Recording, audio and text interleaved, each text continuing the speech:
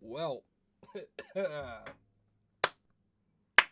UFC Qatar. Arman Tsarukyan taking on Dan Hooker. Before we get into this week's breakdown, just want to give a big shout out to 10-7 MMA, Dana Black, and Pro Schmo. Lethal and I were invited for UFC 322. Sorry we didn't have anything to record to be able to share here, but we had a fucking awesome time collaborating with those guys and really good picks, really good perspectives, and yeah, just want to give those guys a shout out. But happy to be back on Lethal Toad and happy to hang out with you again, Lethal. How you doing, man? Hey, fantastic, brother. Good to be back with you. Like Toad mentioned, we were invited, which so we went. So we weren't able to do our pod, but it was actually really fucking cool fun. Really cool cats, man. I've never met them before. And as Toad said, man, all different ideas, all different sort of perspectives. Just what MMA is about. There's no right or wrong here. It's not maths. It's not 1+1 = 2. MMA there's no maths to it. So I really enjoyed it, guys. I did not enjoy speaking to you guys that week. So we're back going hardcore right now. We're going to hit Qatar. We're going to give you those picks, and hopefully we get it right. Now I'm going to say this, Toad, before we start. I want everyone to listen about the location we are fighting in right now, okay? Every single person. We are fighting in Qatar, Saudi Arabia. Now, we've been fighting there a long time. I don't do politics on this channel, but I'm going to say your president and Qatar and Saudi Arabia are very, very, very, very tight. So my card, I'm going to tell you, is going to be very Qatar based right off the bat. All right. I'm just going to leave that. The location here has very much influenced me.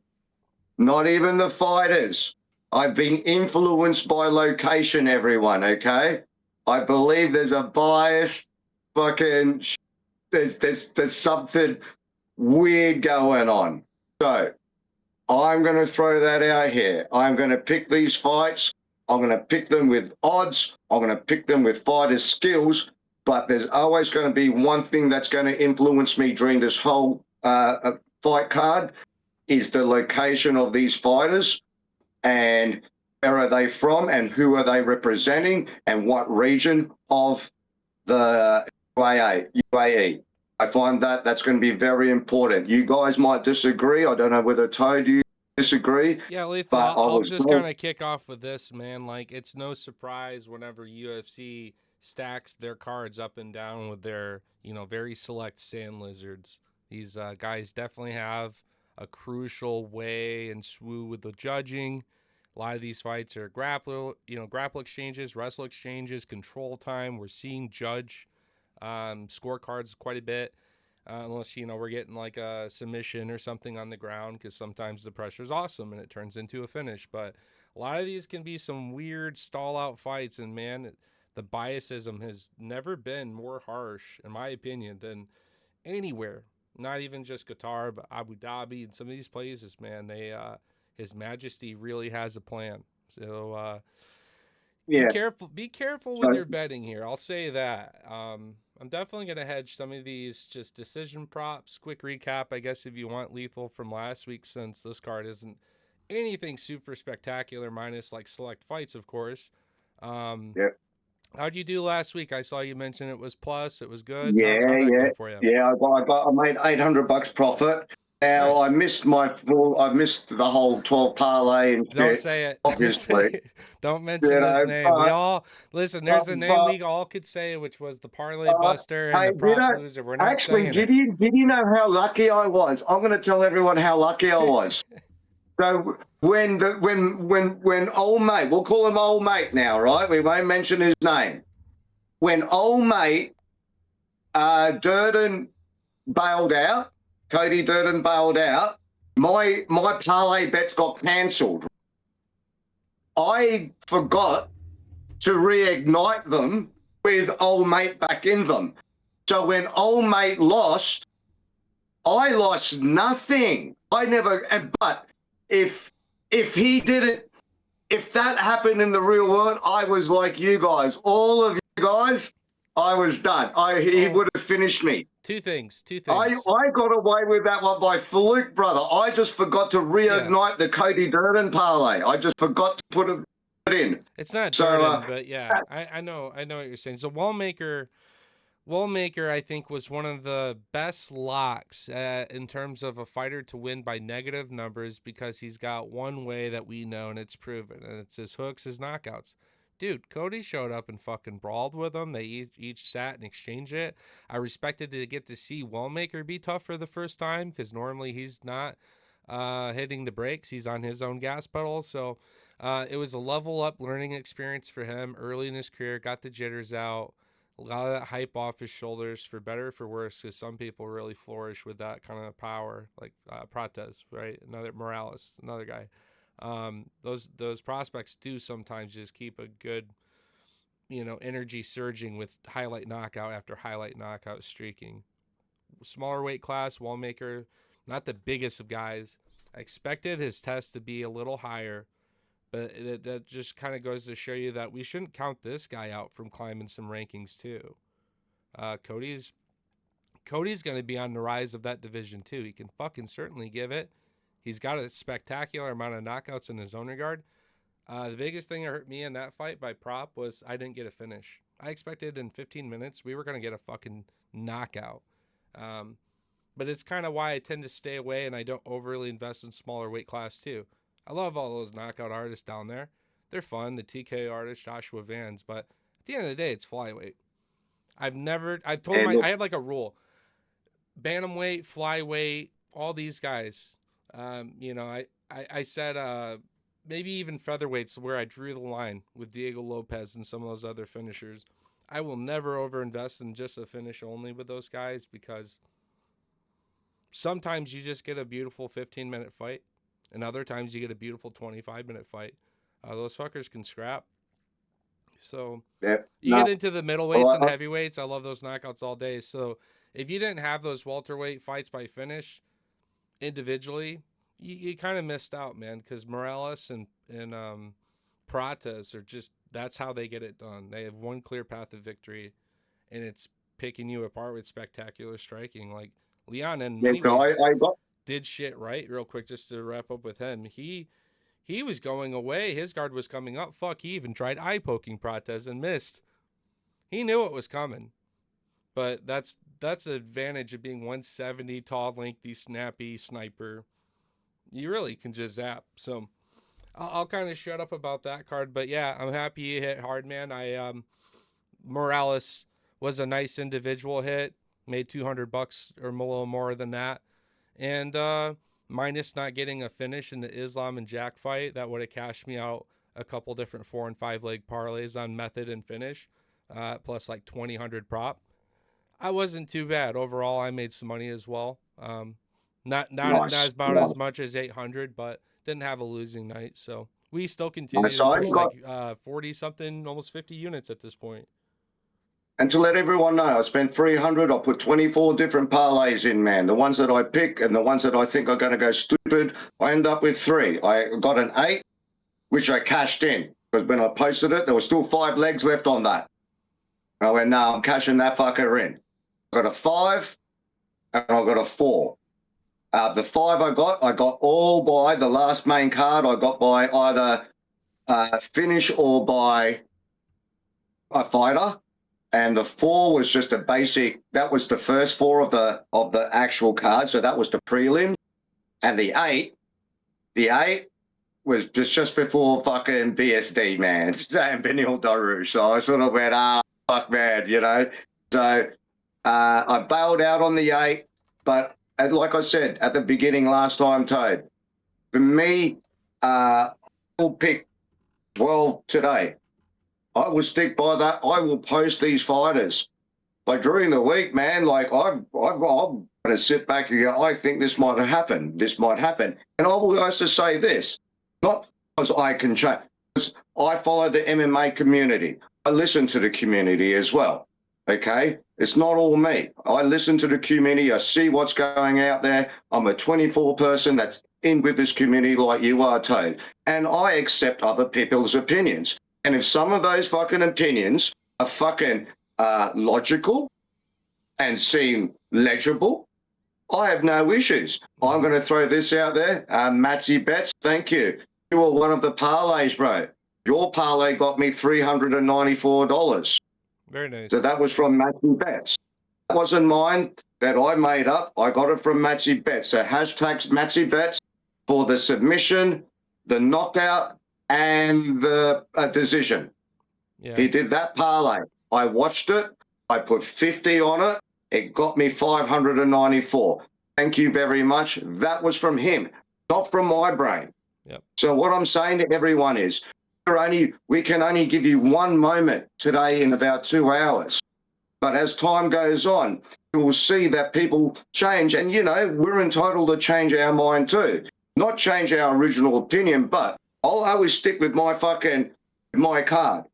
But at the end of the day, there's other people out there that pick some cool shit.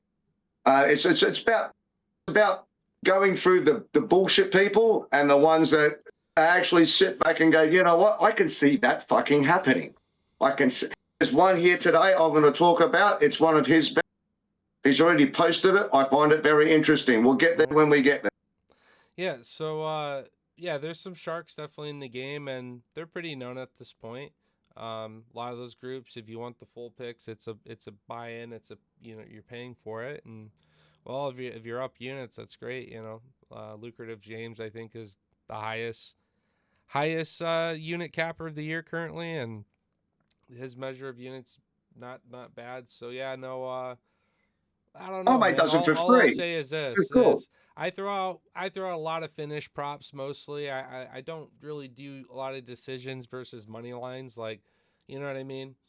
The props got to be really fucking worth it to be that greedy on a long leg if the payout's going to be not that much more.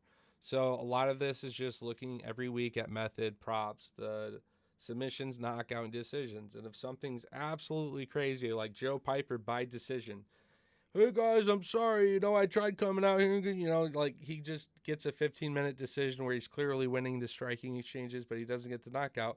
That might be like a plus 1,200 prop because so many people think he can only hit knockouts. You know what I mean? Yeah. So all you're doing is looking for extremely decent fades. Neil Magny's, your plus 4,500 moneyline fighters are incredible to do the same thing as those long shots.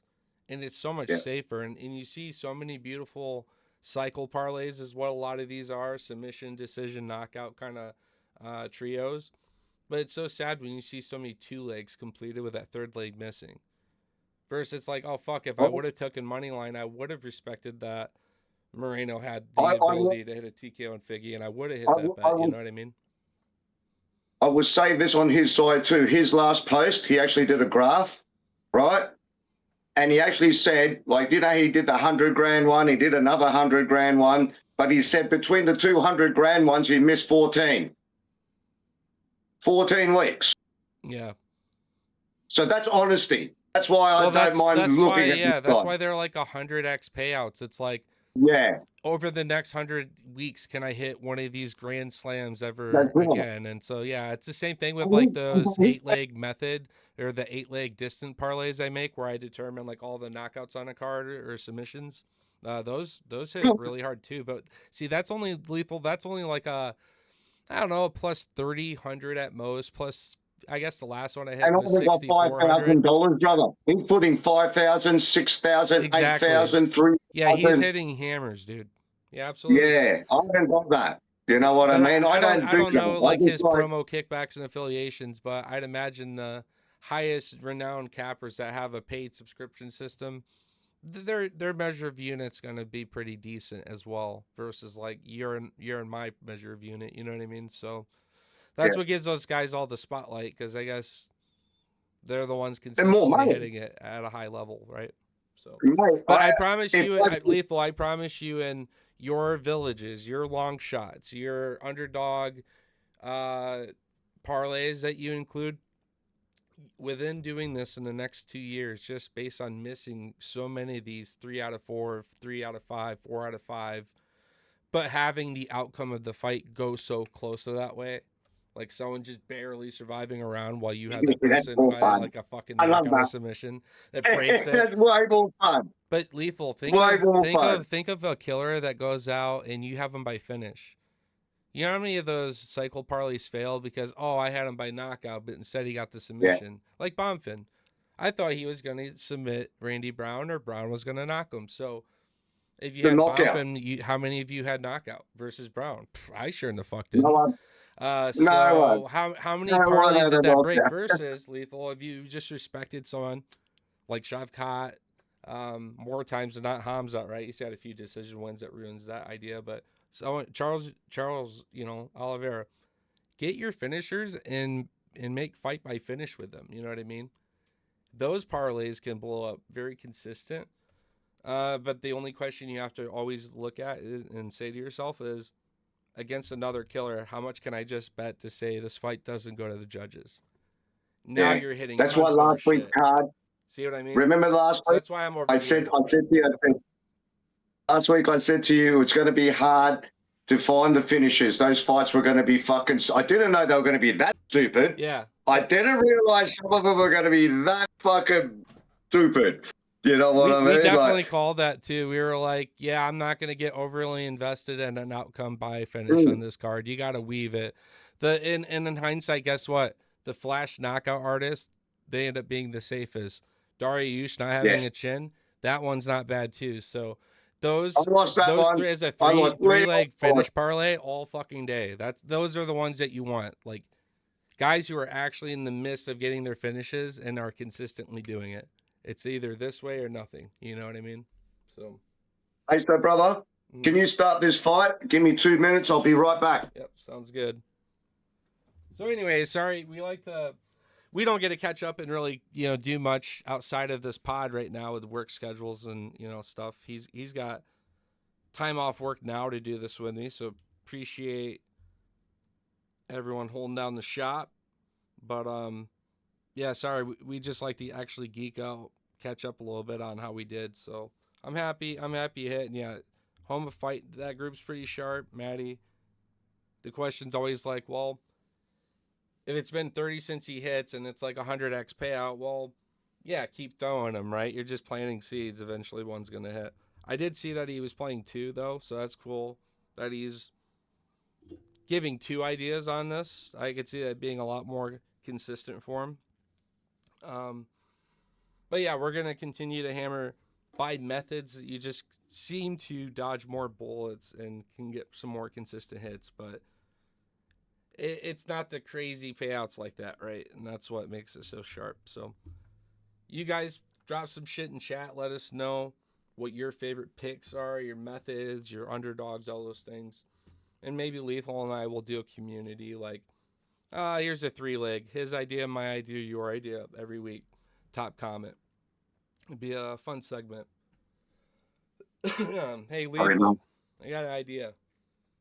Yep. I want to do a fucking segment where you have a lock, I have a lock, and someone that we feature each week has a lock.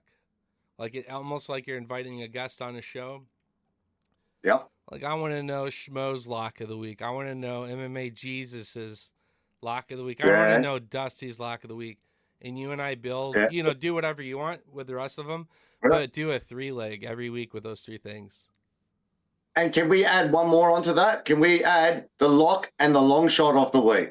Well, yeah, no, 100%. So long shots are always a fun thing. They're like, you'll have a long shot each week. I'll have a long shot each week for sure. Yeah. The long shot of the week, the lock of the week.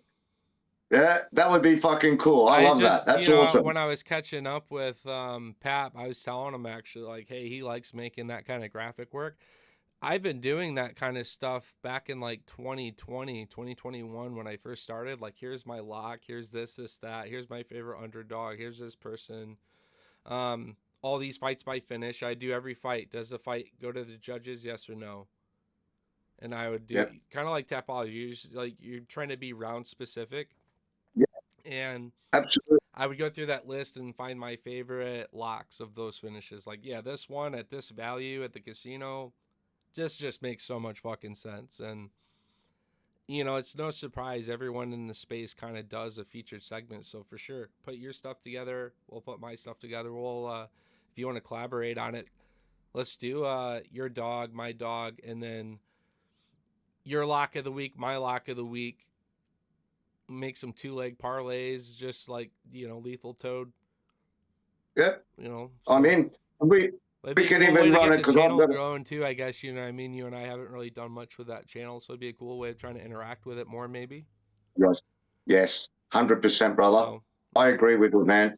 I'm even going to. Okay, so today, how about we throw in a long shot and one lock for the week? No parlays. We'll just pick the card. We'll pick the one long shot just for today for everyone. Just test drive it. The one long shot and the one lock in for the week. yeah. And you can stop whenever you get to your lock in or long shot. You don't know what mine is, and I don't know what yours is. So when we get there, we will stop. If someone has to stop, we might not even get there. It might all be. We might not fucking even have. I don't know. I've got one. I've got one long shot. I think you know who it is. So Yep. we'll probably get there when we get there. If you're not following along on your computer, I'll just kind of tell you each time as I pull up a fight, and we'll get the No, show I've got it here, off. brother. Got it all here. Okay, perfect. Well, I'm gonna go ahead and kick things off. Yep. First fight, we got Denzel Freeman taking on Merrick Bujo.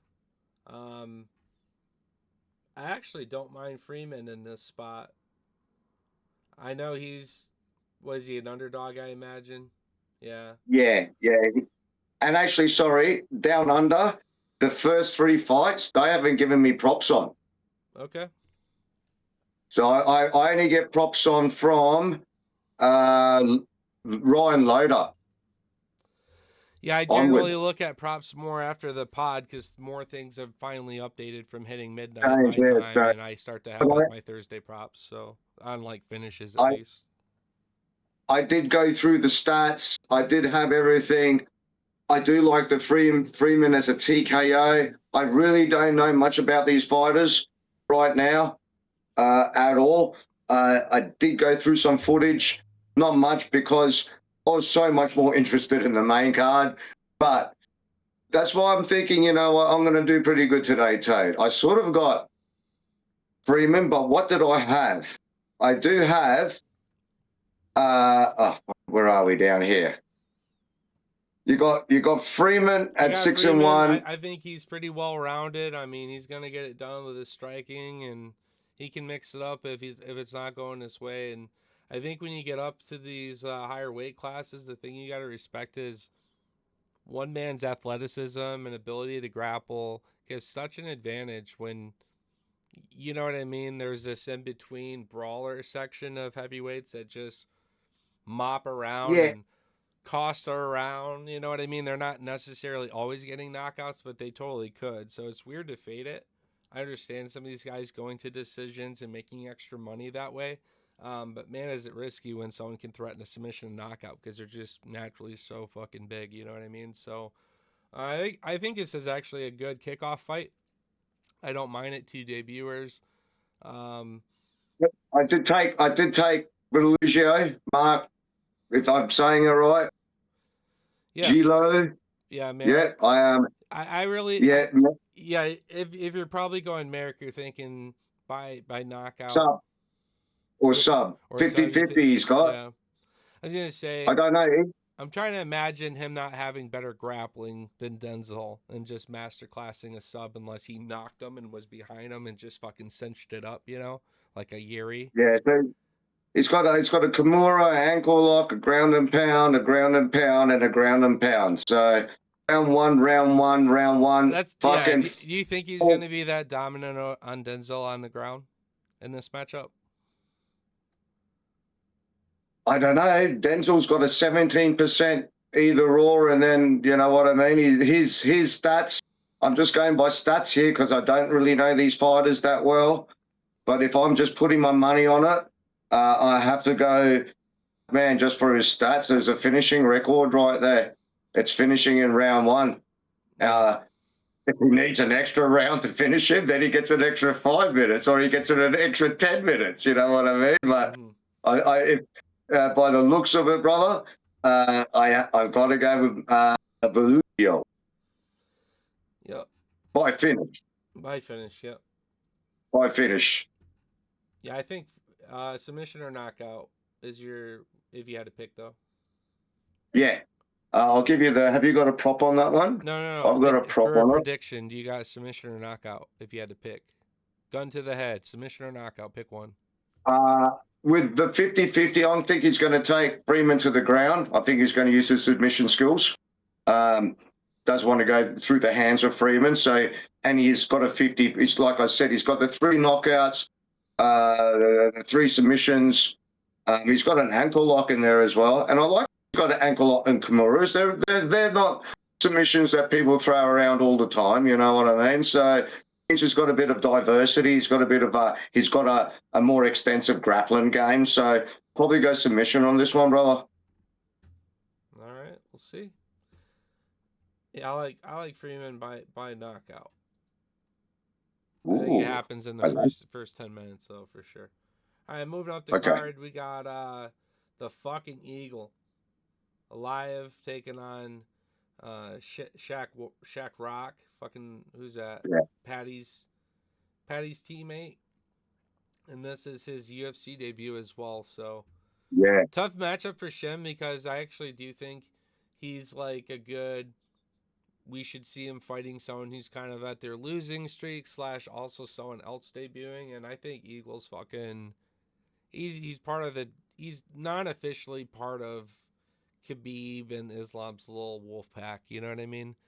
no, but he definitely fits the fucking part. His cardio, his pressure, his grappling. He's a fucking just gas pedal kind of guy, and he never fades. And from what we've seen absorbed, he's pretty tough. He can take a shot, but he's normally so dominant. He's not putting himself out there, and his shot absorption rate is very good. He's not taking a lot of damage in these fights, so that's where I'm saying it's a little tough for Rock.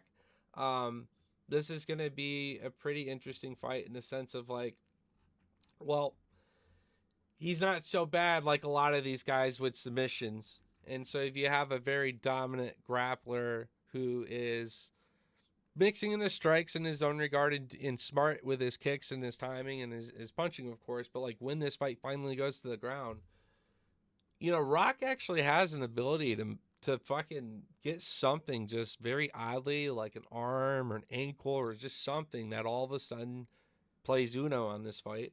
So I'm not going to get overly zealous with Eagle by moneyline prop. Unless it's got like just pretty good value, because I'd rather almost just at the very bare minimum say fight to go. Well, not even the judges this week as much, but yeah, just like a small sprinkle on Shem by submission as an upset. What do you got for a prop on that Lethal, and what's your prediction on this one? I'm going Eagle. I think he's again masterclass, but man, from a betting standpoint, he's got to be a high favorite, and you may not get good value. So maybe unfortunately, just sprinkle on the upset and move on. There's no props for the first 3 fights, brother. So I have no odds on this fight at all. I'm pulling up now. So nothing. Go ahead with your nothing's prediction. Come Let up. me know what you think. But yeah, so look, eeny, meeny, miny, mo for me. I didn't even really go through this fight, brother. I was so more interested in so much more. But I have to go with what I did study. I didn't go through film, went through stats. I got to take, you know, you've got to take the brothers. You've got to take the location. You've got to take, they're not brothers. You've got to take the culture. You've got to take where everything's happening. And that's how I picked this fight. And I picked it without the odds being said, but I'm pretty sure they're going to be all on the side of the Eagle. You know what I mean? Yeah, all day. Eagle, yeah.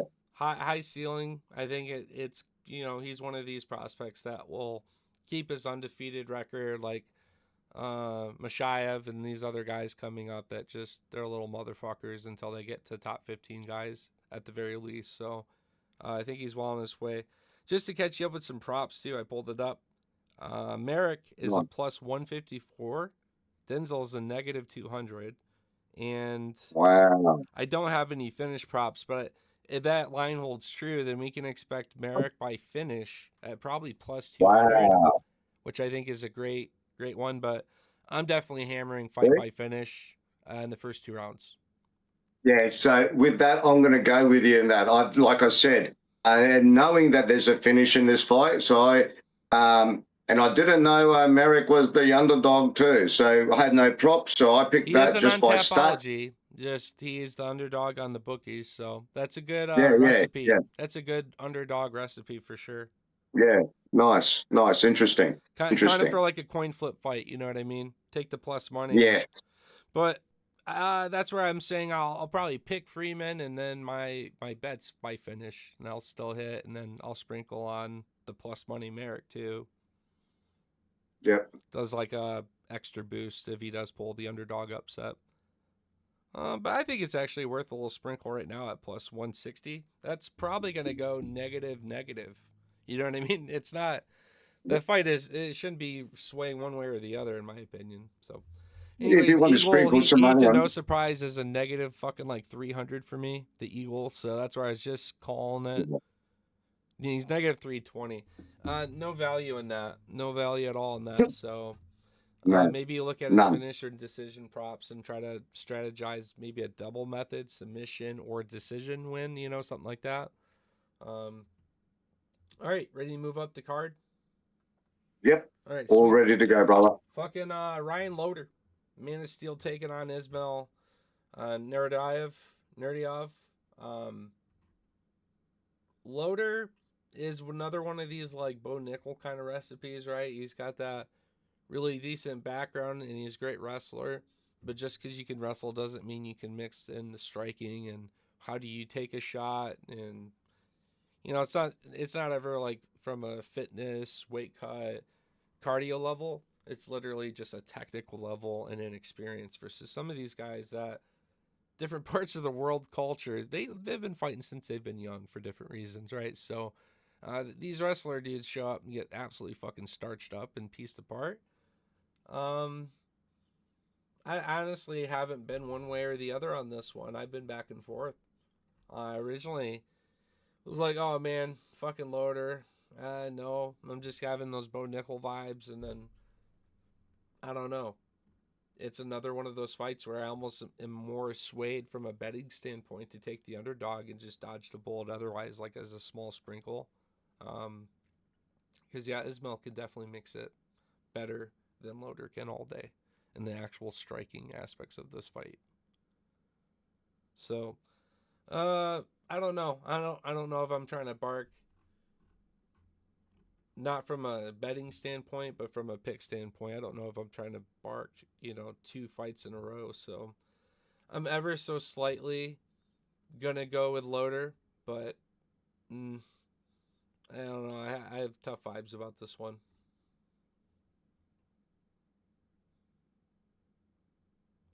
Like, I'll let you think about that. I'll go through my spiel. We'll come up with our theory, brother. So here we go. Loader, the American wrestler, coming out, wants to represent American wrestling. He said that himself at the house. That's where he came from, everyone. Okay, he went through the tough series, got through the house. Didn't even win the tough series, by the way. Mm-hmm. So at the end of the day, okay, didn't even win the tough series. So obviously, everyone in the tough series, whether you get a contract or not, we all know that you all get eventually at some stage. So Ryan Loader is here pretty much. I think he's 1-1 in the UFC or lost his last fight. Could you correct me on that one? Yeah, he's 1-1 in his last 2. He's Yeah, 3 in yeah, his last yeah. 5. So It's really the last 2 I'm being gonna, the UFC. yeah. So look, I was going Loader too, and the only reason I was thinking Loader was more memory muscle. Oh wow, Loader from Tough.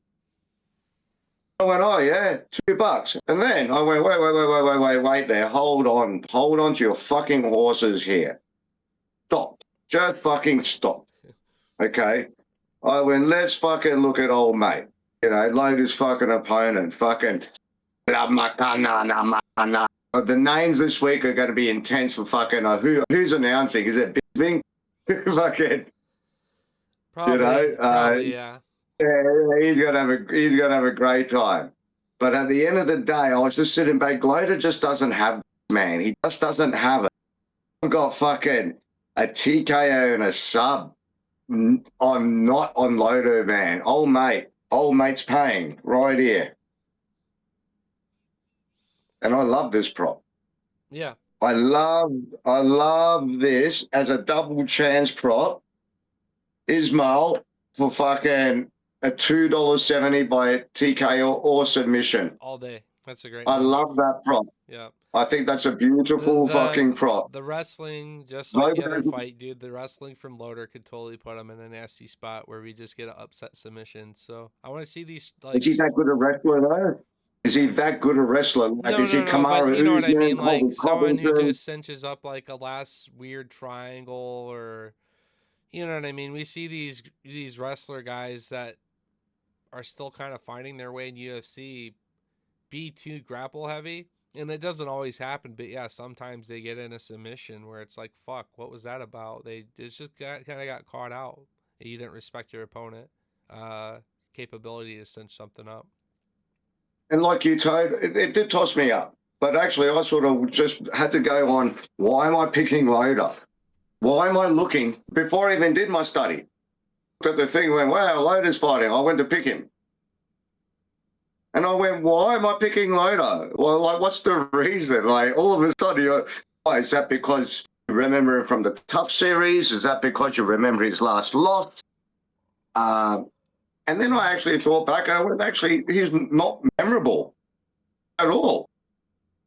I just remember him from the Tough series, but I also remember that you did nothing then. I don't think you're going to do anything here, and I don't think you got the experience as yet. And again, what annoys me, man, is anyone who comes in and says, hey, I'm going to represent Great American Wrestling. I'm going to bring Great American Wrestling back. I don't know what the fuck that means. Okay, there's only one fucking wrestling. It's called Pakistani wrestling right now, and at the moment, it's the greatest fucking wrestling. And Georgia, for sure. I don't know. I don't know who's going to. But stop saying it. You can only say that if you're Randy Couture, you're Colby Covington, you're Kamara Usman, you're Brock Lesnar. Brian Loader can't say that. Yeah, Okay, no. he's not in. Yeah, he's not there yet. I hope he does. I would like to see America have a great wrestler come back. It would be amazing to Yeah, see it hasn't someone ever aged dominate. the best since Askren, you know? Askren was like the last time we had that high expectation, high ceiling, Yeah, and then like, makes sense. done. Done. Yeah. So I want to see it come back. I just don't know. DC's talked about this many times. He said this whole country used to be wrestlers that dominated. What happened?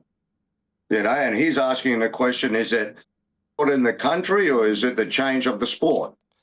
I would argue You that know, jiu-jitsu's leveled up a lot more than wrestling has over time.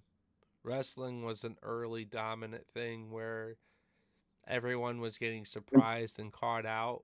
And wrestling, it's a skill set that's more about awareness and knowledge than physicality, right? It's about that wisdom, that experience, that time. And that's why so many of these sand lizards get these wins, man. They've been training at it since they were young. And if you Jemayev, wrestled in high school and it was your first year and you wrestled someone who wrestled for 5-6 years on you, it showed, right? So yeah, my thing is like, well, it's just about awareness. And dude, MMA's been in the spotlight for a long fucking time now, and all the secrets have literally been recorded. And so you can expect these camps, these teams all around the world figuring shit out, having ways out of this, ways out of that, don't do this, don't do that. They're playing fucking chess legitimately at all times, not even just in striking, but where they put their neck out, wrist control, different placements, positioning.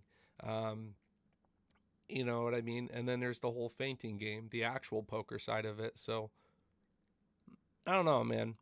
it's an Rubik's cube that I'm happy to share with anyone who likes to listen in each week with us, and Yeah. I appreciate you for bouncing these ideas back and forth because yeah, we like to hit our underdogs, and these cards are really opening up with a lot of value, a lot of opportunity. These dogs, especially the ones that get disrespected a bit the most. So, yeah, comment like I said. We'd love to see who thinks who's your favorite dog of the week. There's a bunch of good ones, both from a betting standpoint and pick standpoint, and they don't each line up. So take advantage of it. But you're going Loader as an official pick. No, definitely going Nadine, bro. And definitely the odds are $2.10 to $1.74. It's a flip 'em basically. There's not much here. Like I said, there's only finish odds in this. You Yeah. know what I mean? There's Who's your like, pick and this though? is down your Who's your pick? this. Yeah. I'm going Nazaddin, Okay. Ismail. Okay. Yeah, yeah, definitely Ismail is my first pick on that one. Yeah, I don't think Loaders. I just don't see the pedigree or the wrestling yet from him. Yet. Um, Seen pedigrees of wrestling. I'm Australian. I'm not a wrestler. I don't go through what you guys went through, but I've seen DCs and I've seen, you know what I mean? I've seen Islams and I've seen Chimaevs and Yeah. I know, and I've seen basic wrestling and then I've seen cool wrestling and I've gone, okay, I can understand what's good and what's not. And I'm just working him out yet. And I don't think he's got it. I think he's going to get finished. Yeah. No, I see this fight by a finish also, and even if I may or may not pick Ismail, the bet by him by finish is pretty solid in this. I'd imagine submission It is, knockout. mate. Like, So yeah, it's $2.70. yep. So yeah, not a bad prop there. So we'll have some fun with that one. I could even see myself at 370 versus whatever money line Loader if the prop gets high enough. Playing it both sides if the props are decent enough on each side, even if I'm sprinkling a fade or something. So that's kind of a fun one, I guess. Moving up, It is a fun one. we actually have a fucking banger prelim fight. This one's worthy of the main Uh, card. This one's definitely worthy of the main card, in my opinion. Bescott is going to be taking uh, on fucking fucking Taporia, bro. Ilya's brother is going to fight someone who's actually not an easy here you go fight. Bezgrat is he's got tremendous pressure and he's got fucking some striking that drops and hurts people. I remember the fight with Umar is what I remember him by the most. Where he absolutely fucking demonstrated that he's a bullet. Um so yeah, I don't know if this like kind of shell and tight I'm gonna fight just like my brother style is even good in this fight because Bexot could just totally fucking pop him with something unprojected, quick pressure, just scrappy kind of fight, less technical kind of fight. Um, so it's another fun fight also in my head where I've been back and forth. Am I going with the experienced and bullet, or am I going with a ceiling that I can still expect to be very high, but we just don't quite have enough yet? we But don't know. Not but enough what information. we do know is what we do know has been like both impressive and not at the same time. So when I break it down from that standpoint, that's where I'm really thinking that Beck's gonna have a shot in this fight. So whether he's an underdog or not here, I'm not gonna let the brotherhood of a successful fighter hype too much in what I see in the inactive and then I'm coming back to fight again brother of his that's just simply not in the same league in my opinion. So um yeah, I'm gonna go Bex out on this as an official pick, but we'll be looking at the props on and playing the underdog here. Fight by finish is another possibility here too. I just really like this one by a finish. So yeah, we'll see what this one turns out to be. What's your pick on this one, Lethal? Brother, I don't know whether I got brought in by a Hollywoodness or fucking the Tapuria name. You know what I mean? As soon as you hear it, like, for example, everyone, when Shevchenko's sister came into the UFC, and you would think, I've talked about this sometimes, brothers and sisters and family and legacy on our pod. And I'm like, and she fucking was disappointing. She's not even close to her sister. Now here's the question. Now you got these two fucking dudes, right? Fuck. We got the Tougher brothers. We got the Shevchenko sisters. We don't know with the Walker brothers. You know, like everyone's walking their own path. But what I'm finding is, out of all those three fucking sets of names that I threw out, only one brother's walking a path at the moment, right now. You know, not both, not together. Only one's light seems to shine. You know what I mean? But here we go. I believe in the Taporia name, and I believe, because I've been watching a lot of footage on the brother, by the way. This is something I have been catching up on. And wow, them training from together as well, from 4 or 5, they both trained together. You know what I mean? They both did it together. And everyone's forgetting, man. This is why everyone's talking about Taporia, about his boxing. Yeah, it's awesome. He's knocking people out. Everyone's forgetting Taporia is fucking a jiu-jitsu fucking master, man. He started on the ground. His skills started on the ground doing BJJ, plain and simple.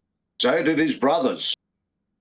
They both started the same. So I'm going to make this call right here, right now. Taporia via submission at $6 to 1. I'm taking that. Yeah, that's a solid bet. It's $5.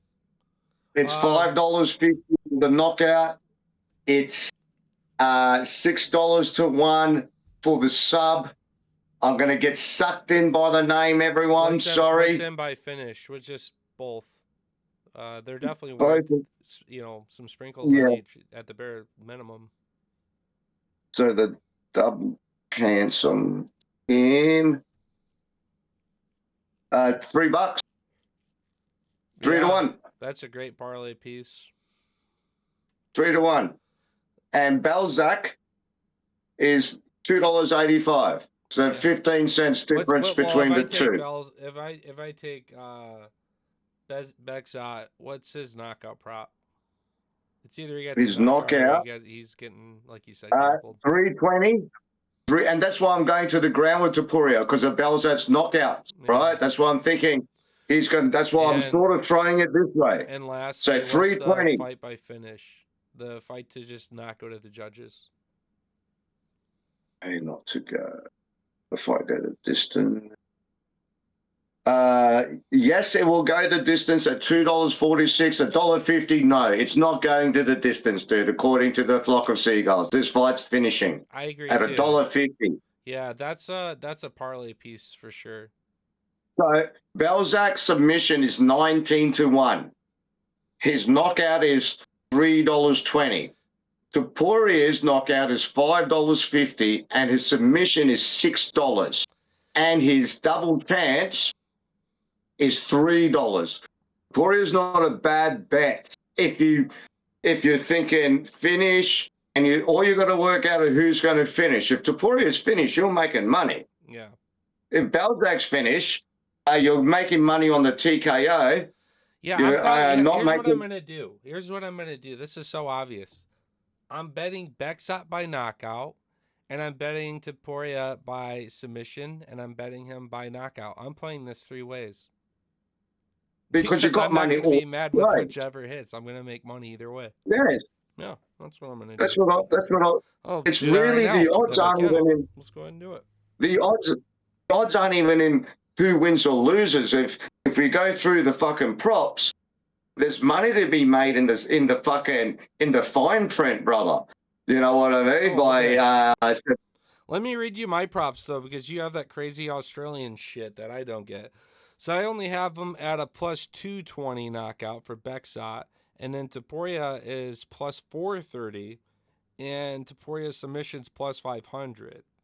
So the biggest thing that sucks about that is the Bexot knockout being 100 less, the submission's 100 less also, and I think that's his clear road to victory. I don't see him wanting to strike and be on the feet, so. It doesn't mean it can't happen with a ground and pound, or maybe catches him. It's not like he can't throw, but I expect he doesn't want to be there. So submission. But 3 to 1 for Yeah. Double chance, Double not too chance for bad. him. Double chance. I got him at plus 200, so 100 less there. Yeah. And fight to go the distance negative 190. So again, I'm gonna just open up with the submission prop at plus five. Plus 500 for his submission's not bad. I'm still gonna sprinkle on that, and I'll think over his knockout prop. Honestly, I don't know. I'd rather do this submission prop and Bexot's knockout. Submission prop. Nah, that's why I only went submission. I never said knockout. Everyone's thinking about, oh, Ilya's got the greatest hands. His brother's got the greatest hands. Let's use a bit of thinking here. They both started as BJJ when they're young. Fucking, his hands might not be as good as his brother. They may be as good as his brother, but let's have a go. We got to look at the opponent, Ilya Alexandra Topuria is facing right now. His hands are fucking amazing. So, not amazing, but they're intense. They have meaning. I don't think I want to stand in front of that unless the brother thinks he's as good as his brother. If the brother thinks he's as good as his brother, that might be his downfall. Or maybe he is as good as his brother. He's not. We would. He's not. But no, I understand. Like there's, I think he's smart enough before to his know brother's his first place. fight. Yeah. In Australia, we saw Topuria fight in Australia on the Vault card. Yeah. And he won by decision, dude. But it wasn't that he looked like a one-sided kind of fighter either. Like, you know what I mean? He had moments in that fight too where he wasn't super impressive to me, and that's just still not super impressive. Seeing that Thickness was a step-in opponent as well, and Thickness went on to actually have another fight that again he gave another guy problems to or whatever. So, or, it basically didn't age the best for Topuria from what I was looking into and thinking that, well, I see this guy having a ceiling unlike his brother. You know what I mean? That's right. Yeah. They're just two different guys entirely. So I'm more impressed Well, we're at about to the fight. level I've seen Bexot fight. The fight with Umar aged pretty fucking okay with me. And Brad is a loaded fucking cannon when it comes to cardio and pressure and grappling. So I kind of just like this guy to be dangerous enough to still, if for whatever reason Topuria threatens to get this fight to the ground, he is just as much dead to rights as anybody striking tonight. I see this fight being a finish. So I like Topuria by submission, and I'm going to sprinkle on Bexat for knockout, which is my prediction as well, just to support that. Definitely. Yeah, 100%. The money's in the smaller fine print, I'll call it, in the props, smaller props. There is a finish here. Flocks of seagulls are gone for the finish. If you want to pick who finishes, that's up to you. If you don't, it's up to us. But at the end of the day, the money's down that fucking corner, Toad. I'm with you, brother. I'm definitely with you. Again, I'm parlaying with this fight only for my legend parlay. I'm playing with it, play money. I'm not getting into the real money till we get to the real fights. Or not the real fights. Let not me be rude to all the fighters on this card. I apologize. The fights that I want to watch. How does that sound? I mean, the fights I want to watch, man. So sorry, Next, yeah. last fight on the early prelim, or the prelim. Yeah, we got fucking Abdul taking on Rafael Cargera. He's definitely fought some tougher guys. Didn't have it go his way, so it's tough to hold that against him. Honestly, to like some degree, it all matters like who you fought, not so much how many wins do you have in this game. So it's like another weird fight because I still think that Rafael can just show people like there's a reason why there's world rankings involved in a fighter versus being unranked. Yeah. It's the jab. The odds are crazy, 35 years versus 24 comes with its own advantages and disadvantages, but the obvious one is like a little bit of experience and things too, knowledge. And that's where this Abdul guy, you know what? He's got the frame to be a big fucking upsetter, man. He's pretty big guy, good reach. He can definitely pop you. surprise you. You know, he can land a finish in any of his fights. So I don't know. It's a really tough one just based on fight experience. Um, having it but not having it go your way, like Raphael. And that's why I still look at Abdul like, you know, he's as live as any other to get a finish in this fight and win. Yeah. So yeah, Look, it's tough. It's a tough one, but I would go Abdul just based on where he is now. Coming off 3 losses back to back, even if it is like, oh, we can point our fingers and go, but the level of opposition was so good. That's why it's a loss. It's you still got to look at a loss as a loss, and that also means damage. It also means injuries. It's not like you come clean of every fight. You know what I mean? So these guys start to get cracked and popped a certain way. You start to find some exploits in their game.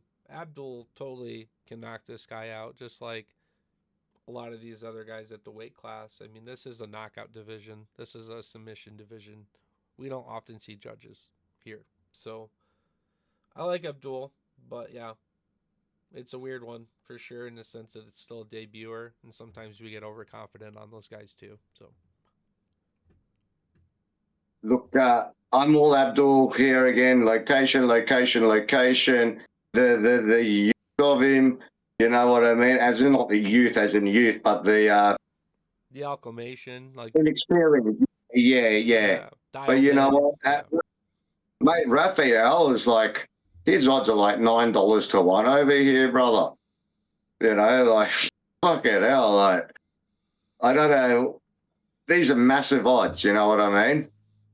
Massive. yeah, Nine $9 to 1, and all of his fights have all finished. TKO, finish, body kick, finish, finish, finish, finish, finish, finish. I'm sort of with you, man. Like I'm with Abdul, but I'm sprinkling a bit on the fucking dude. yeah. I got to. At those odds, I have to. I have to. Yeah, when the 97% of the world on Tapology is picking, 97% of the world's picking a man on Tapology, that's kind of dead to rights. So the bookie should absolutely give this guy like a plus 500, 600 prop at the bare minimum. Even though it's 205, it's he should be getting fucking zapped by Abdul and the fight's over. Hey, That's one what that odd round. If you're indicates to me, anyways. So at $9.50, or what you would call a plus 1,000, you know what I mean? Down this end, your end, holy it'll be fuck, like, bro! I yeah, have to share a like stat with fuck. you. Raphael, he's got 73% of his knockouts, 6 of them coming from the first round. This guy, obviously, he's fighting a fucking motherfucker. He's a bruiser. He's gonna come out. You got Raphael at knockout at plus 1,400 prop. Oh fuck! That's a This is sprinkle. one. That's a fucking sprinkle, my guy. See, see, that's what I'm saying. Like I'm gonna go safe, but I'm gonna tell you, at those odds, at $9.50, I'm asking why he's even in the fucking UFC Yeah. to start with. Why are you even there? Why did My even bro Dana is put him on fucking a negative card? 1,500 lethal. Abdul is negative 1,500. That It's motherfucker. You know what those odds true. suggest? That if this fight occurred 15 times, this motherfucker wins the fight all 15 times. That's the ratio of making money. That's terrible, dude. That is crazy, right? So Holy fuck. obviously, I've got to go with the 97%. I've got to go, but Yeah. I Same. Lethal at Lethal Hand and Lethal Toad MMA, me and you are definitely sprinkle something on that other fucking shit, dude. At fucking nearly 1,500 plus, like, wow, Yeah, like I said, I you gave I know. gave him his flowers. Like I know he's been losing these fights, but you got to respect at least who he's losing it to. And prior to losing these fights to who he's lost to, he absolutely was fucking smacking people in the first 2 rounds. So So he's he's definitely one got of those guys. His kicks are nice, but he can fucking send it and put you out at any moment. So fight by finish 15 to all 1. fucking day. Fight by finish all fucking day. But I don't. Yeah, I got Abdul winning the fight also. His double chance is 11 to 1. Raphael's? Raphael, Raphael's double chance is 11-1. Oh my God. Okay. 11-1. Come on, you got to sprinkle on that, dude. You might lose every parlay because of fucking Abdul, right? Up till then, every small pick and shit, he might fuck your day. That might be the dude, but I got to sprinkle on a finish for Raphael, and his is 19-1. Like he points it out. Mm-hmm. I'm not saying he's going to point it out. I'm just saying the odds are so crazy. I got to spare $5. You know what that is? That's coffee money. Yeah. You know, it's One cup funny. of coffee. I just sprinkled $5 as well. So funny we say the same amount of money. Like, yeah, it is. It's coffee money. It's Dude. bullshit money. Yeah. I just took him by the Yeah, I took him by the knockout initially at 14. I think that hits. But yeah, it could be a submission too. We'll see. It's definitely safer. But yeah, definitely going Abdul. But this is more about, hey guys, this is one of those. It's just one of the long shots. People are going, is this a long shot you're picking, Lethal? I'm like, no. I lock into long shots. I don't pick them. I lock in. This one is what I'm letting everyone know. I'm very interested money-wise in this particular long shot, just because at those odds, I'm asking the question, why are you in the UFC? So I'm about to find out. And you know what? For $5, all good. If he loses, my parlay still go. If he wins, I get $55, $5. I get 11 cups of coffee.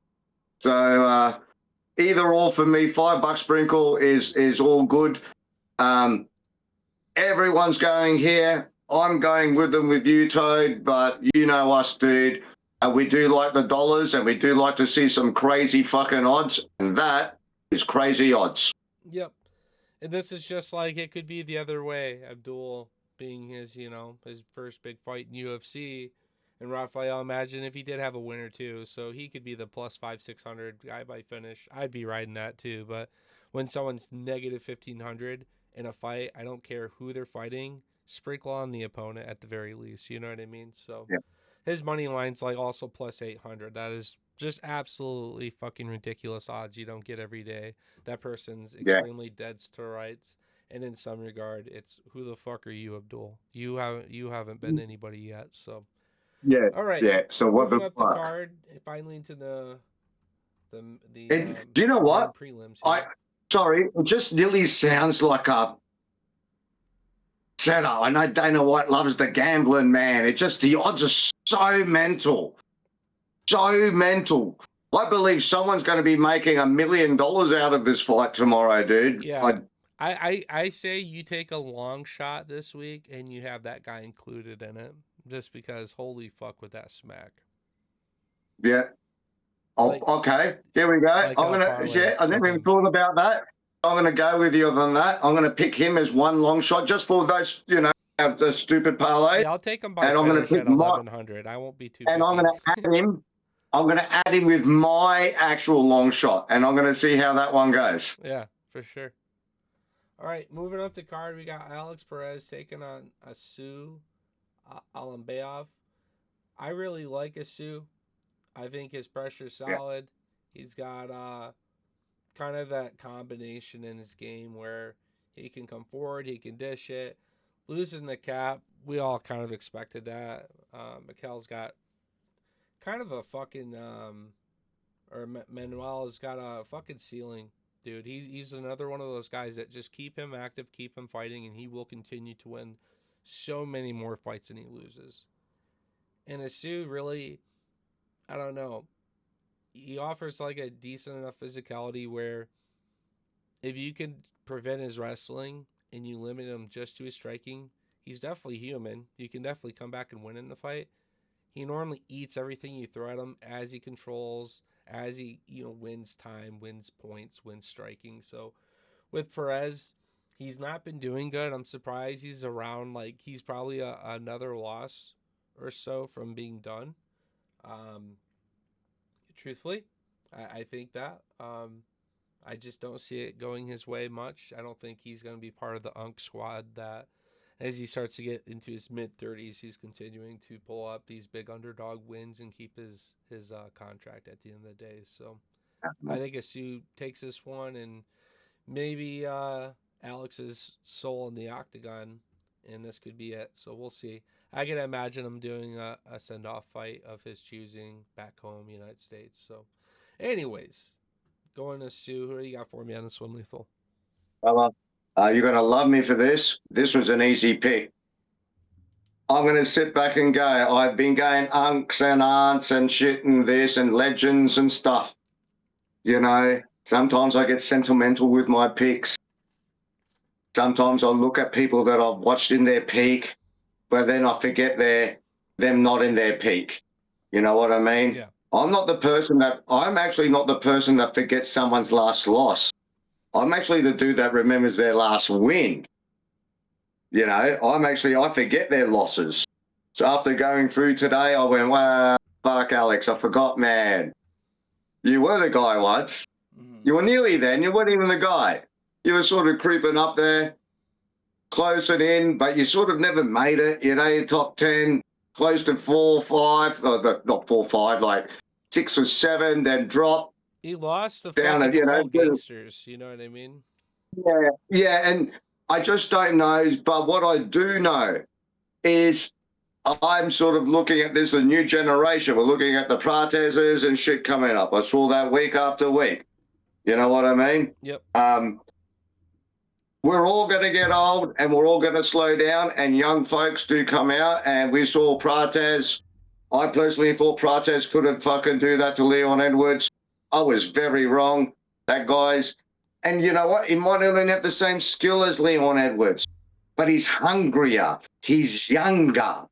I don't know whether he's fitter because he smokes, but obviously he's, all day.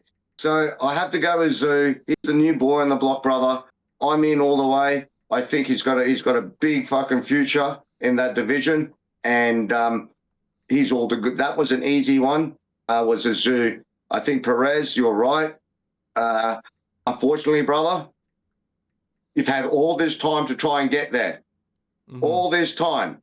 You cannot tell me you're trying to fight for the belt anymore, because you must know, honestly, as a fighter by this stage, if you're Alex Perez, you must know, okay, the belt's out of the fucking question.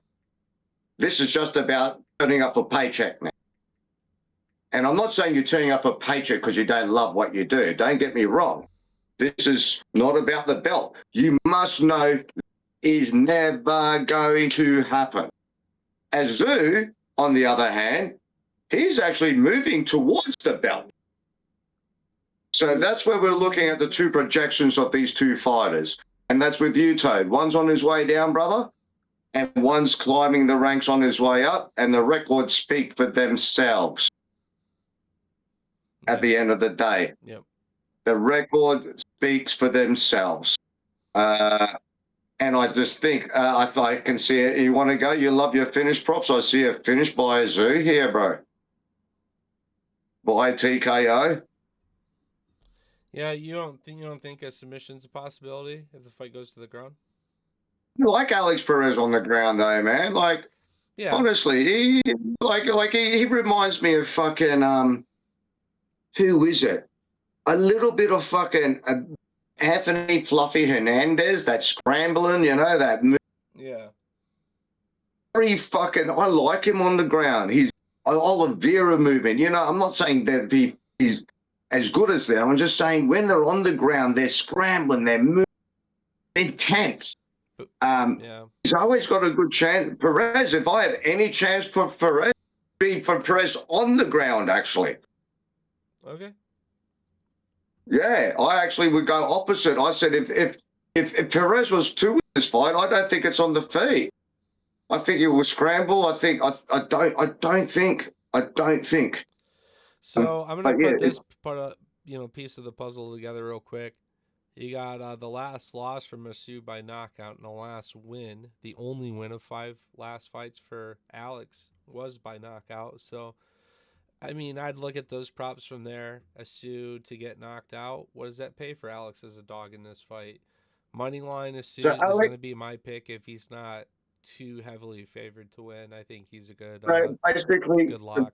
props are, the props are saying opposite of what I said. They're with you. Alex, $6.75 TKO, $13 submission. Yeah. Azu, $11 submission, $6 TKO. So it's reversed. What's I sort of $13 submission? for Perez, $13 for the submission, What about for a Sue? And Asu is $5.30 on the nose for the sub. It's not bad. Alex Perez, Azu for the. But here we go.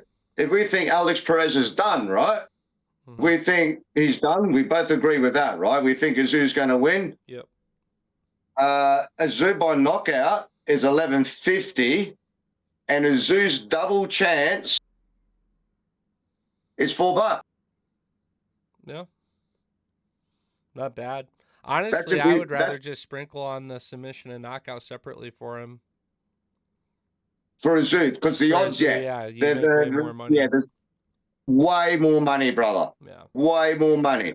So I sort of went the opposite because I thought, I'm going Alex Perez, man. I know you got that submission game. I know you got it, man. But Azu's just a fucking mental cunt. He's just fucking crazy cunt, and he will fucking. I think he's just going to destroy him. The finish prop here is pretty good for Azu. Damn, that's fucking sad. Number wise. You want to know my props? They're not as good. What's that? Asu's knockouts plus 1,000. Asu's submissions plus 430. Perez knockout plus 550. So yeah, I'm playing this by knockout on both sides. Yeah, so on my end at $11. Real quick, fight to end by knockout plus 400. Yeah. So Azu in Australia, everyone, it's $11.50. So you put $10 on Azu, right? You get $111.50, $115 back. You know what I mean? So it's $11.50 for Azu by knockout, $5.30 for the finish. On Perez's side, you're looking at $6.75. So $10 gets you $67. And the submission where I was going, I'm gonna throw $10 on that shit just for fucking fun. It's $13. Bro, what do you think about this? Fight 10 at knockout plus 400, and then fight by submission by Azu. You're covering yourself on the other side for a little bit of kickback if it ends up being a finish because it hits if either fighter wins by knockout. But you expect it to be Azu by submission. But you're also adding in ground and pound and other things too. Boom. So, boom. Yeah, I'm gonna play and I can see Alex Perez scrambling on the ground, trying to do something and trying to fucking go opposite. So whether he gets it or not, like I said, I'm all with Azu on this fight. If we're trying to just have a bit of fun and throw a bit of sprinkles on everyone, that's where we're going, guys.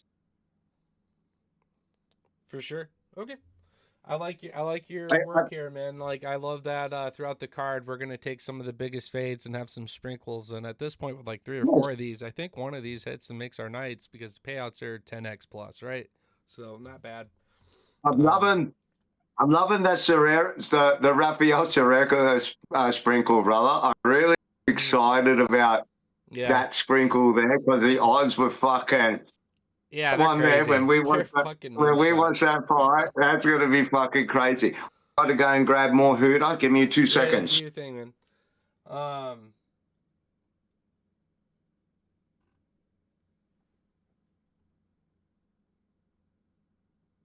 right, moving up the card, we got Nicholas Dalby taking on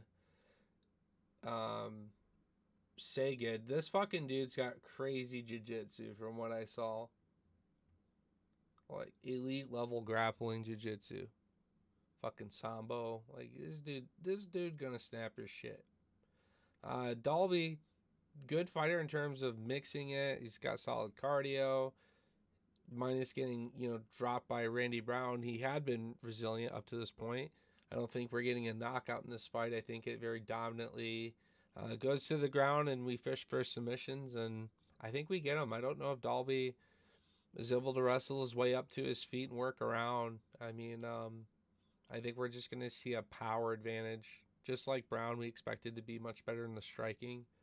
Saget's just going to take him to deep waters and be so much better in the grappling. So if Dalby's able to keep this on the feet and mix in his like, and he's got a decent fucking kick and shit, um, he can hurt people too when he starts to counter strike. Dalby could absolutely on the feet fire back and make himself part of the fight, but I think this goes to the ground and Saget chokes his shit out. I am I'm almost curious to look at these props here, Lethal, because without even looking, I'm Yeah. assuming I it's nearly got sucked in with this one, brother. I yeah. nearly got sucked into the Dolby prop here. I nearly did, but I'm not going to get sucked in, bro. I'm not doing Well, it. I'm no, not. I'm not risking it. my question was Saget such, in my opinion, a lock on this fight. He's gonna win by submission on the ground.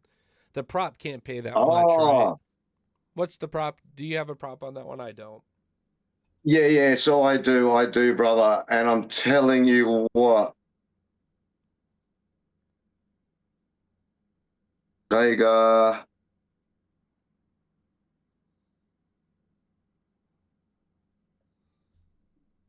No, I do not have a prop on him. Yeah, I don't either. Wow. So they probably are making an adjustment, trying to figure out where people are in Is this that fight. fight My guess on? is everyone's hammering Saget by Oh, I got it. submission. I So, found it. I found it. hmm. Okay. I've only got one prop and one prop only. Just the win and the lose. Dolby $3.62 to $1 and $1.29 to $1. So $10 would make you $2.90 if you were going Sagra.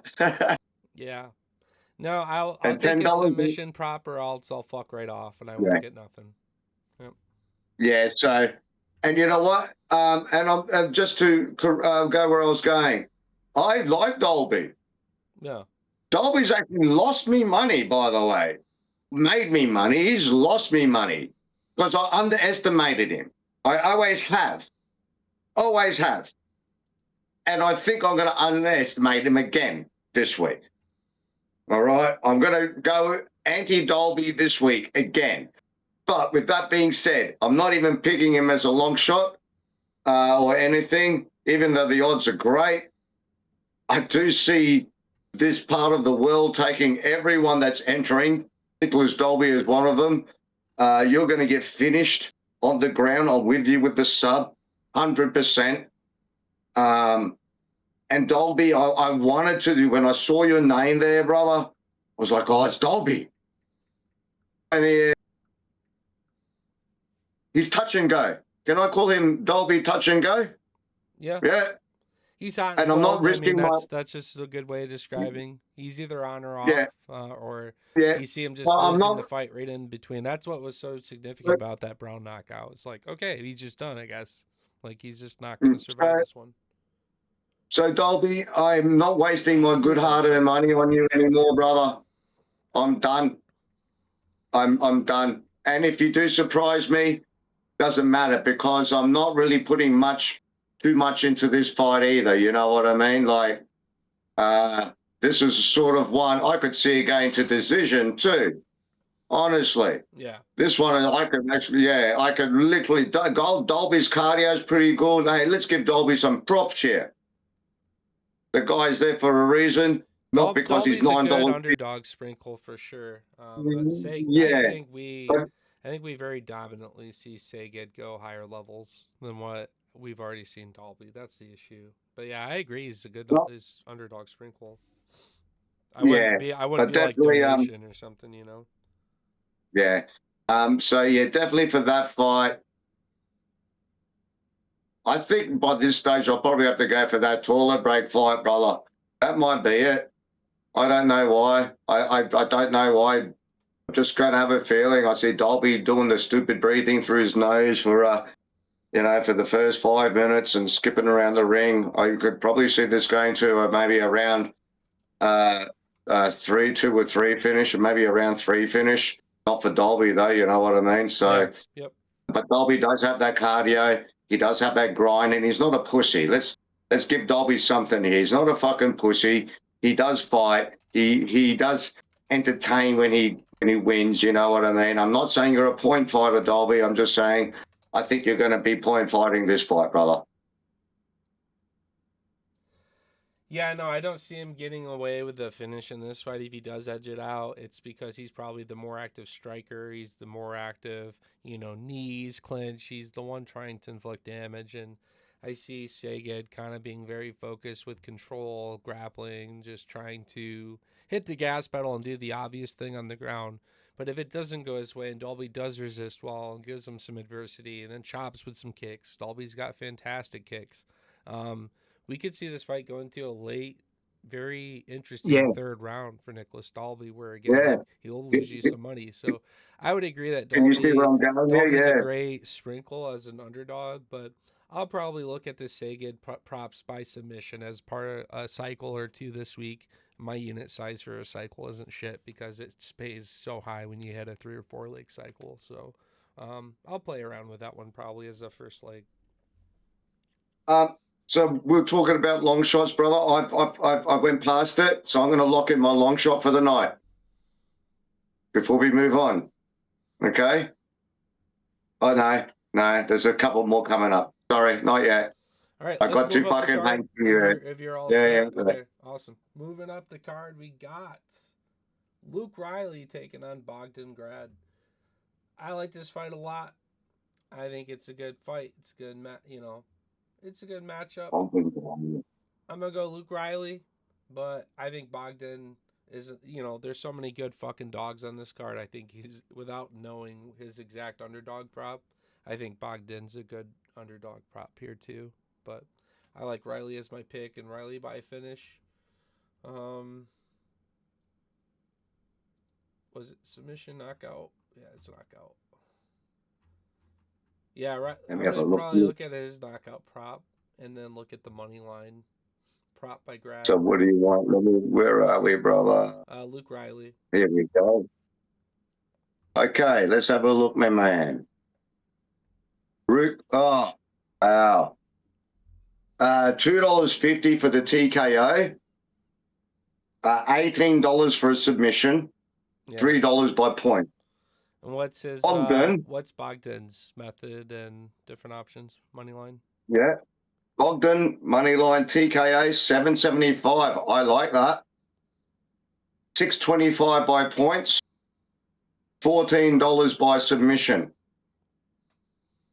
I like the props on Bogdan, either or. His Bogdan's double chance. Let's look at what's more interesting money-wise, right? Luke Riley's about the same, but Bogdan's the interesting one here. So Bogdan's double chance is $5.60, so nearly 6-1.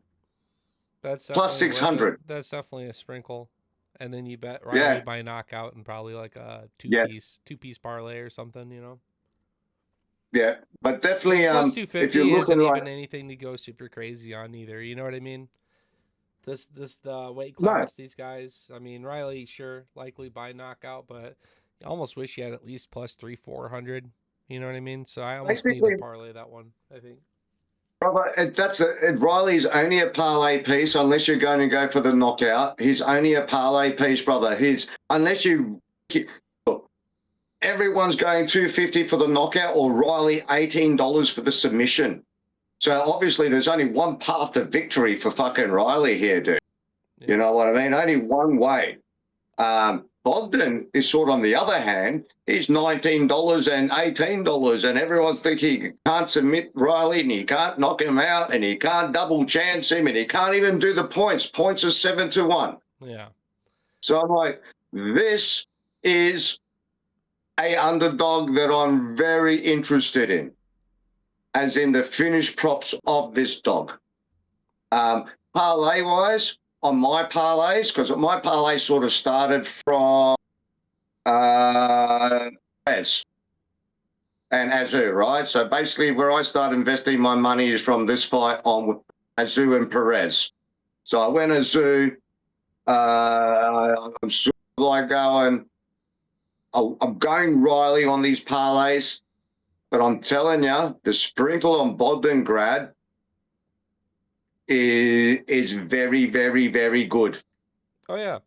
And Anytime you can get a plus 1300 when clearly his opponent's the better striker than him, and so his camp and his game plan probably should be to at the very least mix it and offer the grappling.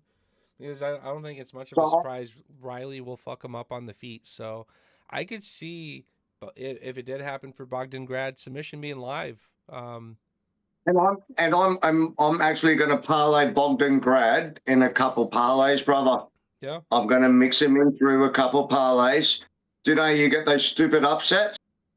I believe those upsets that fuck your fucking Yeah. not your night because we love the fights, but fuck your fucking parlays. Yep.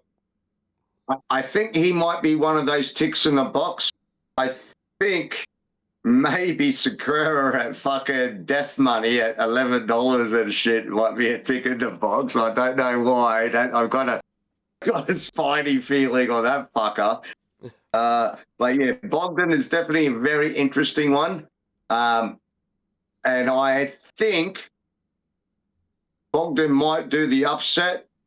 I'm probably going to 50-50 a few parlays from there with Bogdan, man. I'm very interested in Bogdan Grad, man. I've What been do you think following about him. what do you think about fight just to end by knockout at plus money? Let's have a look. I know his submission prop's fun and it's definitely worth a sprinkle, but I personally don't see Riley winning by submission. I see him winning by knockout. So I almost like fight to end by knockout. The fight not to go to the judges is negative 150 on that fight. So I think that there's honestly better value otherwise, That's nothing to write home about. So but yeah, Riley Yeah, look, he's only plus it's 150 for Riley my or knockout prop lethal, so for me 150 isn't really much. Like, yeah, I'll still parlay no, that, but I'll make it no. very light sprinkle. Like, it's just not worth It's anything on its own to me to hit hammer. Riley belongs on my whole legend parlay. Do you know when I need to get the whole fucking card? That's where I put him on Yeah. because there's not much money to make on him. There's only money to make on Bogdan Grad here. There's no money to be made on Riley, even by the finish, all by the knockout. It's unless you parlay the knockout. The knockout's not too bad. It's $2.50. You know what I mean? Yeah. So you've got to guarantee he's gonna. You don't have to pick the round. You don't have to pick anything. The submission is pretty crazy though. You know what I mean? Like it's And that should $19. be his path to victory. Am I wrong? Like to imagine that it's not that Grad can't have an exchange where he upsets and hits Riley with something he didn't expect, and okay, we get a knockout too. Definitely hit both props to some degree, but the game plan should probably be stay off the feet with this guy and take him to deep waters, Yeah, and I see that Bogdan happens Grad to pay going you to out the three times ground. as much. It's crazy. I see ground going to the ground, man. I like again. If I'm fighting someone, Toad, and he is carving me up like in a street, what do people in the street do? They tackle him to the ground. That's why most things end up on the ground because people can't stand up and fight. They panic. They panic. They get beaten up. They tackle. They push them on the ground. They're on the sidewalk, and then they're doing that. I think this is what Bogdangrad's easiest path to victory would be that stupid $19 to 1 submission. Yeah, all day. Or ground and pound. There could be the fucking aggressiveness of the ground and pound. Or there could be Boddengrad going, man, I got this cunt on the ground. He's not carving me up. I can just fucking hold him here. I could or submit him. There's many levels to where this is going. Money, parlays are all on Riley, dude. The TK on Riley. The sprinkle, you've got to sprinkle. And I know everyone's going, you sprinkle money on everyone. I said, I'm sprinkling $5 on $10 here. You know what I mean? It's not like It's because when $100. I'm they not hit, going they for. pay 10 to 1, 15 to 1. So Yeah, that's right. It gets me 100. you got to define a Honestly, sprinkle. Some people, they don't know how to sprinkle, and then they get salty when they lose 3 of them, but you're happy because yeah, out of yeah. 4 or 5 of them, you hit 1. No. Okay, so everyone, a sprinkle in Australia is $10, dude.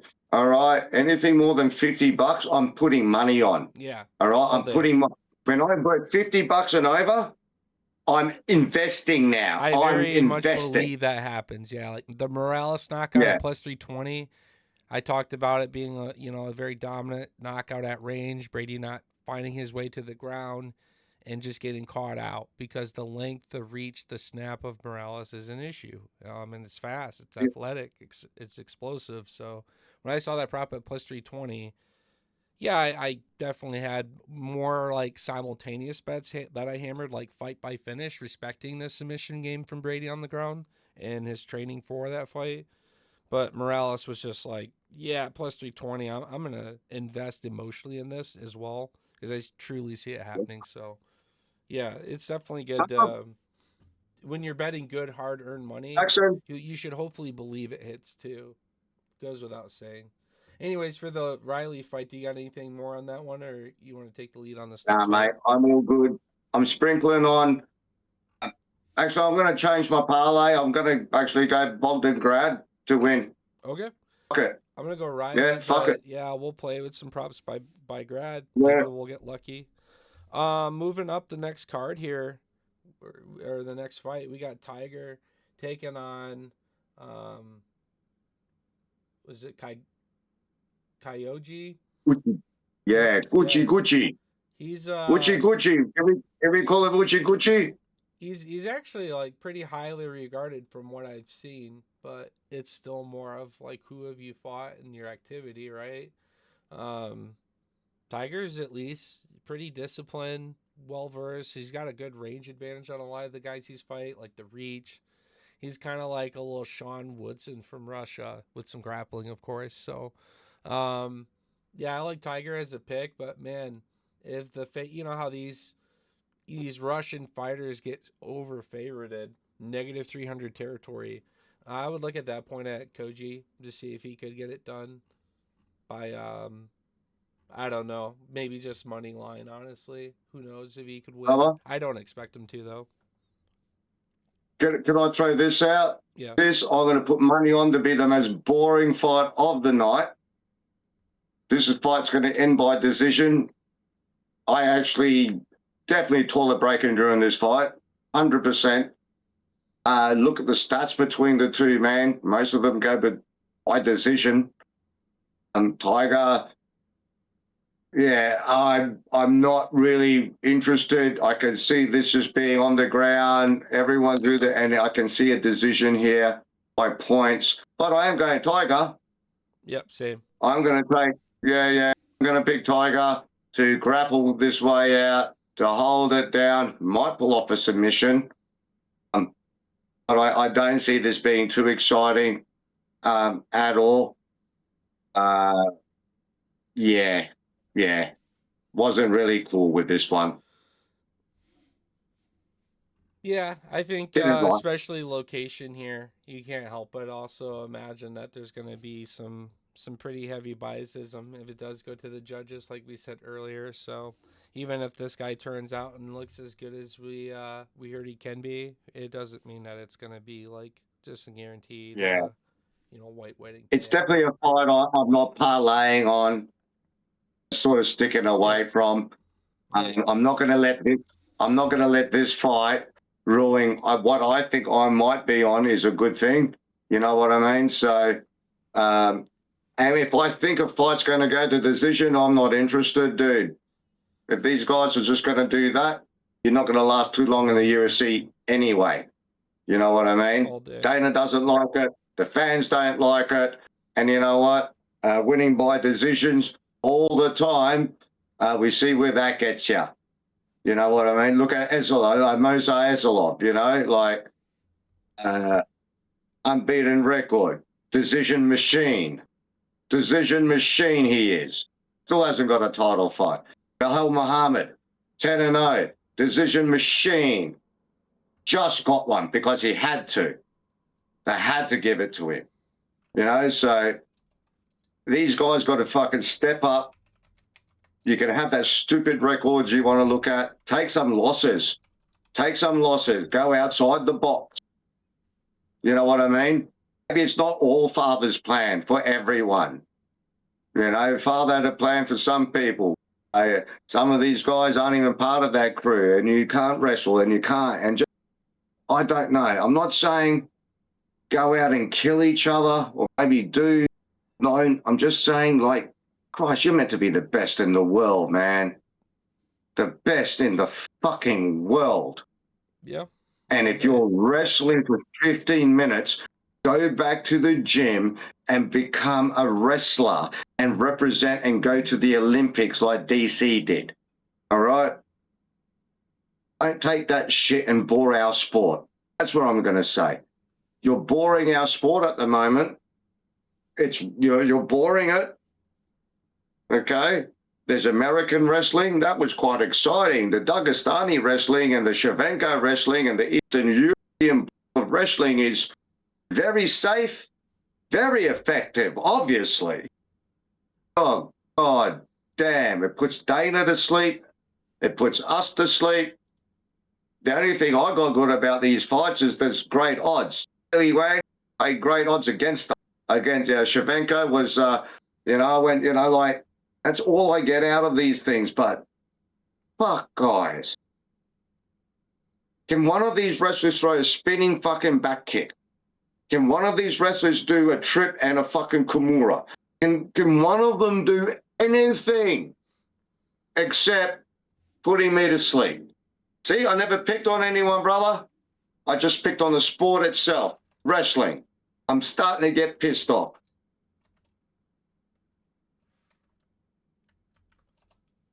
Sorry, just getting some things updated with the stream. Yeah, no, there's those who are so excellent at it and so dominant at it that, yeah, you're going to believe in it. You're going to bet it. You know what I mean? It's just like an Islam Makhachev tier, Marab tier, just dominance, Pantoja. And yeah, Tiger's not really it. He's neither like the best in the striking or the grappling, but he definitely has physicality. He's definitely a weight bully. He finds himself to the division and he can hang because of it. So hard to fade him here. This other guy, if he becomes such an incredibly high underdog, like plus 500 value, maybe we sprinkle it because I'm not overly convinced in Tiger being this bulletproof fighter. And this guy's at least got a lot of fight experience despite his level of opposition and activity recently. So, all right, let's move up. We got our heavyweight bout, highlighting the prelim portion of this card. Who do you got, Shamil? Who you got Spivak? I got two props on this, and I guarantee these two props are going to win. Shamil by TKO or the Polar Bear by submission. Okay? Okay. I thought about this fight. I looked at location. I looked at everything. I respect the Polar Bear's fucking ability, man, on the ground. He has proven it. He's pretty good on the fucking ground. I like his stand-up. But I think fucking old mate's going to try and wrestle Polar Bear. I think Polar Bear's going to take him down. And I think Polar Bear's going to submit Shamil. Or Shamil walks in and knocks out Polar Bear, which we know Polar Bear's quite proud to being KO'd as well. So what's the fight by finish prop? Okay, because this one was interesting. By the way, I'm a Polar Bear fan. Yeah. I'm actually a Polar Bear fan more than a Shamil fan. Okay, so I'm a bit of old school. I'm following the Polar Bear. The odds are 223 just for the win. Shamil's obviously the favorite. Now let's go to the method of victories, gang. Polar Bear, 625 either way, submission or knockout. Even Stevens at $6 each. Shamil is $2.45 for a TKO and $8.75 for a submission. What about Spivak's props again by method? TKO, $6.25 to $1. Submission, $6.25 to $1. Exactly the same. He is even Stevens. So the rookies have sort of gone, Polar Bear's got two ways to win this fight. Yeah. He can do it on the ground and he can do it on the feet. He's still not the favorite. What's his prop by finishing, like plus 400? Polar Bear by finish, yes, at $3.40. I'd play that. $3.40. I'd play that by instead. finish. Yep, I'd play that instead. That's pretty safe, right? That's a nice that's a beautiful parlay piece, I reckon. for a nice long shot parlay piece that you want to, like a two-wayer, so you throw a polar bear in for a finish. So yeah, You know what I mean? you probably what you do is you at the very least sprinkle on that unless you believe it, or you're taking Shamil by knockout. But you're kind of playing both sides, anticipating the knockout by Shamil or whatever Sergey can do on the ground. Because if Sergey can't get this fight to the ground, it's not dead or rights on the feet. He definitely can do it. But man, we know he can't fucking take it. And Shamil has one of those fucking pumpkin heads that you're not going to crack the easiest. He's going to eat a lot of shit, and he's eating it in exchange of delivering something to you instead.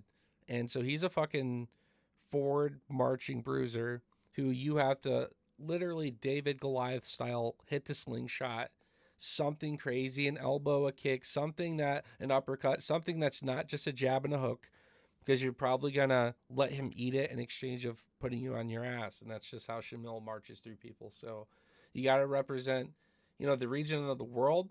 Not bad for either men, but man, Shamil's so favored here in many regards. He's definitely got a good following and sensation behind him. 75% have him on Tapology, all of which pretty much 82% of that has him by knockout. So I'm going to take Shamil as a pick. Shamil as a knockout, but from a betting standpoint, I'm going to sprinkle with the Spivak finish for sure. Mate, I've got Shamil by knockout because I'm not going to go the old school. Like I said, I'm a fan, but what I've been seeing, a lot of my old school boys are getting old. It's just plain and simple. How's that sound? Yeah. These old guys, these not old guys, these fighters, they're aging in the sport. They're not aging. They're only 34, 38, 39. But this sport is not a 38. In the normal human life, 38 is fucking young. You know what I mean? You're not fucking retired all of a sudden.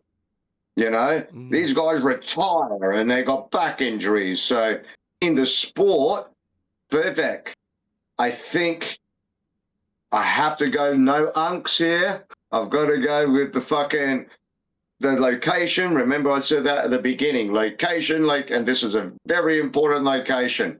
I believe this is a political location as well. So with that being said, I think this is just not about sport. I think this is about everything. There's a bigger picture to what's going on here. So that's why I'm still sticking with the Middle Eastern gang, and I'm going to go by finish, but I am definitely sprinkling on Spivak as a fan for that $3.25 Toad. And I'm going to even do a little bit more specifically on the submission. Good shit. Yeah. No, I think it's a good bet for sure. Yeah, I could see Shamil just eating a bunch of fucking ground and pound, and maybe it gets stopped there, but more than likely submission. Because if anyone's getting knocked out, it's more than likely Shamil. But I like this fight by finish. I like that line. Yeah, I think it's safe here. I'll definitely bet that and some parlays as well. Moving into the main card, you got Jack Hermanson taking on fucking Oral By. You just gotta love it. Oral By is one of those guys that I do get excited to watch him fight. I know I'm always in for a fight if he's in there and he's facing any kind of adversity. Interesting choice in weight. He's not going to have that physicality and size advantage. And if his shots absorbed at 155 weren't incredible for him, then I do worry more for him at 170. Theoretically, he should be more resilient. He should be tougher, and he should be able to take more damage, but I don't know. I'm not saying that Jack Hermanson's a KO artist at this point in his career. I think he's also heading off to the sunset before you know it. But I do think that Oral By staying at 170, he's going to have a hard time with these other fucking guys that aren't going to have a Rebeski toe-to-toe war where we're both bleeding and the crowd's going crazy and they're just chanting you on like a gladiator. You're going to get knocked the fuck out at this weight class. Just say. So Jack Hermanson is a crafty vet dog in this fight. He's got the ability to not just tit for tat, but he's very good at countering, like off his back foot, working off the edge of the octagon, circling away from you, kind of like what you saw in the fight with Pfeiffer. Coming in, kicking. And I see Orbide kind of just marching and chasing Jack in this exchange, this sequence, and eating some of these shots. And due to again, him not having that sniper physicality like he had over so many guys at 155, he's the one being surprised by Jack at range. He's the one eating some of these shots and trying to feel the difference in power. I see Jack Hermanson pulling an upset in this fight. He's away from home. He's just, I don't know. Orobai has to first show me what he can do at this weight class before I can take everything off his resume and drop it in place and go, okay, and we're back. I just don't see this being a weight cut that made a lot of sense based on he wasn't really a fucking bully at 155 and now he's coming up 10 in weight. If I see him at weigh-ins and he looks like a fucking monster, I'll be so quick and easily changing my mind back. But I don't know. Orobai, I have to see what he can do at this weight class. He's just another Pfeiffer fighting Jack to me that's going to get further kind of checked apart based on experience and expertise in the striking department. So I can't fade Jack, and I think this one saves his contract for now to be more in that gatekeeper realm still of these prelim guys. My brother. This is that long shot I talked to you about. This is that one that I said I think we might agree on. Right at the beginning of the pod, I said we're going to agree on one long shot. I have a feeling we're going to agree on this one, right? And guess what? Mate. As soon as I saw this, and I already put money on it because I didn't want the odds to go down. Yeah. I got it at $3. I got Jack and Manson to win at $3.40. Now, this is my cool odd. Now, I'm going to have to say this. This is the one I stole from Matsy's Bets. Okay? Mm-hmm. Out there, Matsy's Bet. Oh, he has this one as a bet too. Yeah. It's Matty Bets, not Masty. Matsy's Matty Bets. There you go. Yeah, Matty Bets. There you go. Yeah. So I stole this one. So I already picked Manson, right? When I saw it, he already posted something which I never even thought about.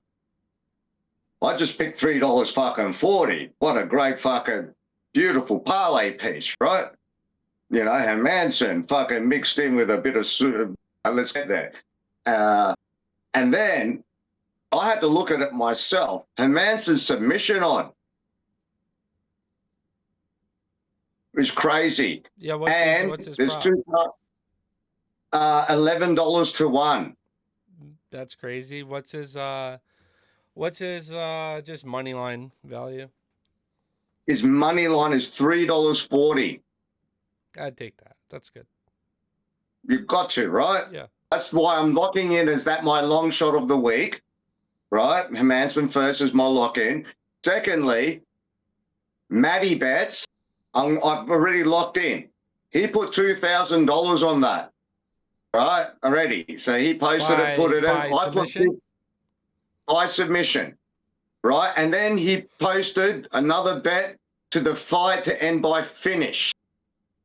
Because you said maybe my rack might fucking be able to finish him on the ground.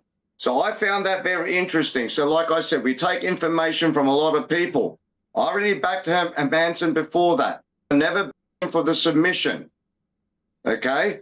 Till I saw Matty Bets backing for the submission. I got thinking. And then I looked at the odds. I went, wow, interesting. Upper weight, the size difference, the ground, the fucking, yeah. So I took this bet originally on my own, but I extended it through Matty's Bet. Thank you, brother. Whether I win or lose, I think that's a good prop from him. I followed that prop, the submission prop from Jack and Manson, brother.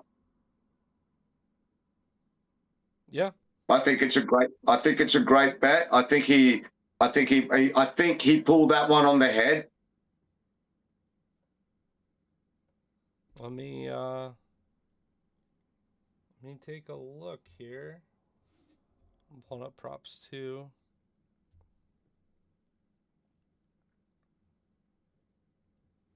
I'll go ahead and let you break down this next one while I wrap up, like my favorite bet on that fight. But No, you're Jack good, Jack mate. Moneyline's a good prop. I know mine are a lot worse than yours, so I'll have to see what the submission prop is, but definitely a Yeah, so possibility. he's so let me have a look. He posted his submission prop. He posted it. No, I mean that's One what he's getting. plus 1750.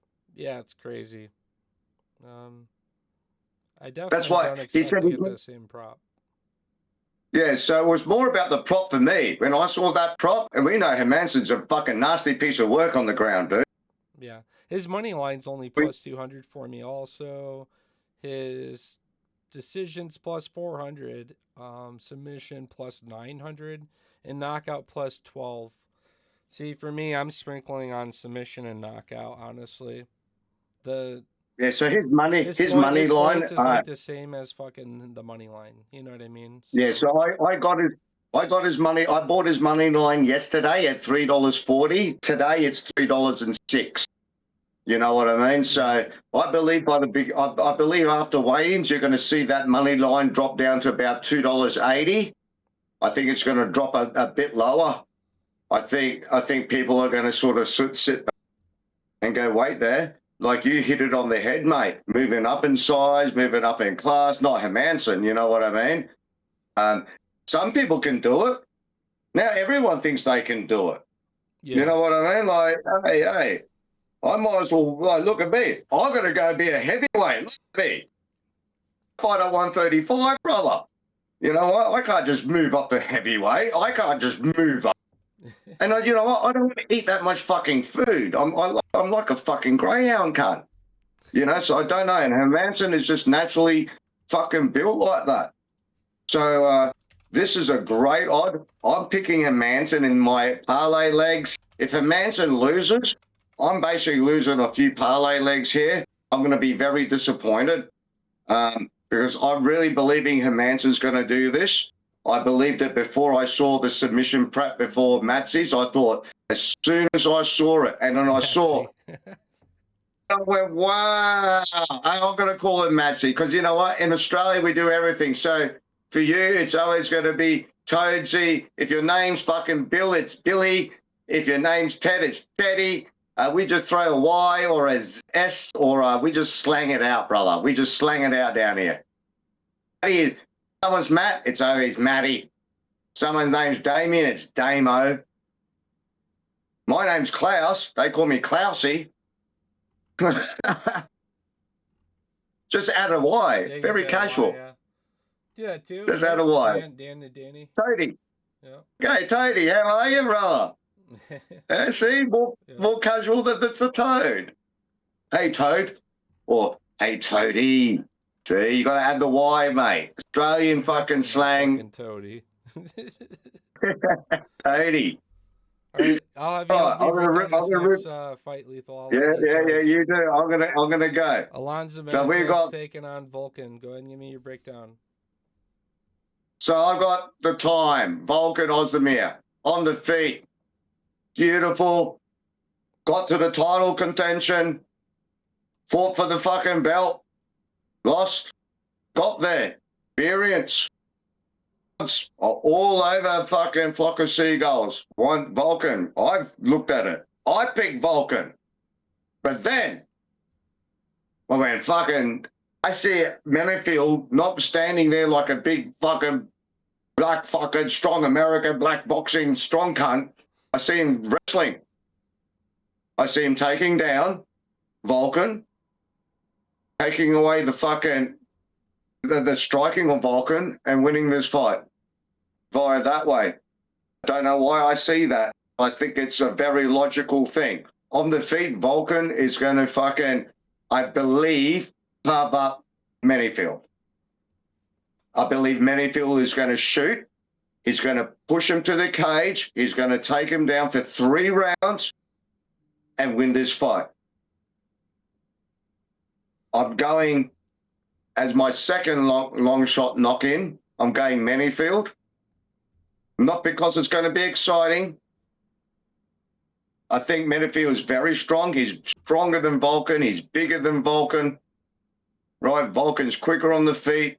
His hands are pretty awesome. I can't see Vulcan knocking out Manyfield to start with. Right? How do you knock out a big fucker? But yeah, Minifield, unless he charges in like a rhino, he's typically he's able to like clinch up, wrestle, recover, not get himself out of the fight as much. If he's trying to brawl, he's learned that he absolutely gets fucking Manyfield by decision. Yeah. Manyfield by decision. Literally. I think this is going to be one of those fights. He's going to nullify Vulcan. He's going to drag this one out because he doesn't want 50 grand. He just wants to win. You know what I mean? There's a difference. People want 50 grand, they walk in like Prates. People want to keep their job, you just fucking hold them on the ground. The thing, Vulcan has only got... The thing is, Lethal... I think Vulcan can... Sorry, brother? Sorry, I was just going to say, kind of wrap up where I was at real quick. I don't see him getting a win in this fight, though. I mean, Minifield normally does that to survive like a gunfight where he's losing or recover, take a second, catch his breath. But dude, Vulcan has literally, as the nickname suggests, he has no time. He will fucking knock you out or take you to deep waters and start to work on choking you out. So I actually see Vulcan winning by finish in this fight. So what I've done on my end, right? So I'm picking Metafield as a long shot. My lock-in is fucking Hermanson, right? Yeah. So my lock-in long shot, the one lock-in is Hermanson. But I'm picking Menifield, and I've got Vulcan on many parlays, like all my locked-in ones, but I do have Menifield like locked in with fucking Spivak. How do you see? There you go. I've already locked that parlay in. I didn't even see it, but I've already locked it in. So remember, I said I'm going to mix a Spivak in with something stupid. Well, I'm going to mix a two-way parlay of a Spivak and a Menifield. So that's sort of what I'm going to do with Menifield. So you got Menifield by knockout at plus 500. Yeah, I'm going to play with Menifield. Does that make sense? I'm going to play. Yeah. I'm going to play with the money that he's giving, not with his skills. Menifield's more of a. I'm playing with the odds. The odds are fucking pretty crazy. He's 3-1 just to win. Menifield's Menifield by TKO $6, points $5. See? Yeah. See, I would take a money line over points and his knockout prop. His submission prop's high, but it's likely not hitting.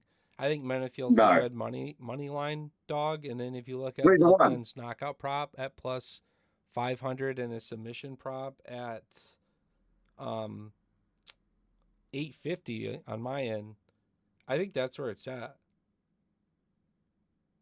Yeah, so his knockout prop's 625. Submission prop Menifield is $17 on my end. Dude, Vulcan's knockout's only plus 140 for me. So yeah, I would rather just sprinkle on the Menifield prop for the upset. Definitely sprinkle on a submission at plus 900. His points aren't shit. His knockout isn't shit. I'm gonna look at fight by I'm gonna look at the distant props on this too, but I think honestly Menifield, because he has that standing guillotine, because he can throw a bomb, because he can just kind of grind out and barely edge out a decision, it would be very, very fucking sharp for you to say Menifield and Method in this fight. I think Menifield is safer if you pick him at all as a dot or as a money line, and you probably should be looking at the Vulcan to win the fight by a finish. But the decision's definitely live in this fight too. So from a prop standpoint, it doesn't pay anything, sadly, because it's so expected. No. Like, as I was saying, I've only got Menifield grinding this out to the decision, mate.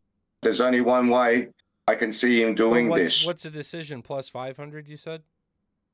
580. I'm going to go with you. I'm sticking with the 3-1. I'm not that greedy, brother. The knockout, 3 the to 1's submission good. prop. I mean, Yeah. I'm not going to go that stupid. I'm just going to go 3 to 1 for Manyfield to win in all three directions. see, for me, I'm going to put. he's only plus 190 dog, so I'd almost wait for like a live prop for that to even boost up even higher. While Vulcan's like looking good with the striking early on and just kind of letting go. Manyfield Yeah. hasn't quite grappled up, caught up, came back in the I fight. can see So Manyfield taking this to the ground. No shit, within 60 seconds. you think so? 30 seconds. I can see him doing this, that, and within 60 seconds, he's going downtown. He's sucking dick. He's going downtown, brother. I'm telling you. Okay. Yeah, I can. his props for decision just aren't super good for me, or money line really. Plus 190, I'd almost wait for a live prop to boost higher. See Vulcan actually coming out swinging early, hits the first couple strikes. Minifield's first update goes to like plus 250. 3 minutes into the first round, Minifield finally gets his takedown, starts to secure the end of one, starts to come ahead in the fight. And if he ends up winning, rinse repeat recipe all the way through 15 minutes. But it's got to be something more than plus 190 for me. Yeah. So look, parlay wise, everyone, if my stepson asks me every weekend after I do the pod, he goes, I do my picks, and he goes and he asks me, he goes, brother, without all the bullshit, what do you really is going to happen? Tell me. And I said, honestly, right now, just being in the groove, it's Vulcan. Yeah, right? Vulcan wins this Vulcan fight. Vulcan's That's what the I'm safe saying. bet. That's what I'm saying. Don't go down the rabbit hole for Minifield in this fight. No, I have a good that's feeling right. Vulcan wins it. No, because last weekend he asked me, so I was up money, right? And he was sitting back and he went, dude, I got $20. It was last 4 fights. And he said, no bullshit. What do you really reckon? And I went, bam. Submission by Islam or points. I picked. He got that. He won $120. But because he said to me, what did he say? Very important. This is not about having fun. I want to make money. Please, I need to buy smokes. So I went, all right, here we go, cunt. 4 fights left, you got $20. Right? So I picked. I didn't pick Darush like I picked. You know what I mean? I didn't pick fucking Leon Edwards. I said, dude, don't do me. Do this. And he goes, why? And I said, well, I've done 2 podcasts. I've talked to the Toad. I'm online. I'm talking to the boys. And this is where my boys are. Not me. Where my boys are. So I said, to make money, go down the fucking this road. And guess what? $120, dude. Done. On the road. You know what I mean? So when someone asks me the question, you got to give them the right answer. If someone says, who do you think's going to win? We could talk like this for fucking hours, dude, which we have been. Yep. You know? It's really hard. And it's hard till you pick it at that moment. Sometimes I pick a fight as they walk out. As they're walking out, I'm like, oh, dude, I get this feeling. And I'm like, oh, man, I got this. I'm changing that, cashing that one in. And I'm all of a sudden, I'll flip it because I just sit back and I see a look in their face. I see something in the other one. I see them walking to the ring because I've got 1 second before they change it, right? Mm-hmm. So sometimes I sit back and I go, wow, he did look in that crash shot, or I like the energy of this fighter right now, you know? So sometimes I wait to the end. Sometimes when people ask me, hey, can you make me money right now? I won't pick my stupid bets. I won't say, hey, go to Roosh, go that. That's a fucking, you know what, those stupid parlays that I play, you know what? Those My first 3 stepson. fights were pretty safe by finish, and I knew it. Those were great fights, yeah. Yeah, so That's what I would tell people. Is like, instead of the fighter and method, that's like so specific, and you do miss those. So look at a fight with 2 killers and someone who can get clipped. And we mentioned Benil like having that issue with his chin, BSD being a loaded gun off the rip. And when you remember, you gave your breakdown about Dariush and respecting all of his opponents. And I said, well, what's Yeah. different about all those guys is none of them fight like BSD. And they only took less than 15 seconds. Here it is. I talked about that military fucking where they're wound one way. He's gonna do this. While old mate thinking he's a black belt trying to point fight, BSD is not a black belt, he's a brown belt, but that cunt's a fucking killer. And there's a difference between killers and black belts that fight in the gym. I went Benil Darush, but like you said, thank you for pointing that out. But I did fucking call that man. I said, he's only got one direction. He only knows one way. I think that's just part of doing like a fucking BSD breakdown. If you're not giving him his flowers for being a finisher and a killer in his own regard, then you're just a fucking hater. Like, I know he didn't show up and look good against Moicano, and that's when people really lost steam in him. But dude, like, he didn't lose his aura really until he got knocked by Dustin, and that's still like an accomplishment to be even fighting him. So, but what we found is every time he's lost because he's walked straight into a line. Moicano, he walked straight in. Moicano pissed him up. Dustin knocked him around. This fight, he walked straight into a line as well. A different line, a slightly different line. They even said they told him to lower his stance to stop the takedowns. They told him to do this. They told him to do that. Great fight, great BSD. Well off track though, but just definitely going to take look. Manifield as my long shot, a second long shot, but he's not a parlay piece. Maybe like two parlays. Like I said, I'm mixing a Spivak with a Manifield. I've got a couple. I've already put this parlay in, bro. All right. At the end, I'm going to tell you, it gives me $4,000 for $20. I actually put it in. I'll post it. But it's the 4 long shots in the top 5. I believe we're going to have a long shot top 5 main card here. Let's do it. Let's wrap up these last 2 fights, and then you can post it up, my man. We got Bilal Muhammad taking on Ian Machado Gary. It's a good matchup. I think this, out of all the guys Gary could be fighting, is probably,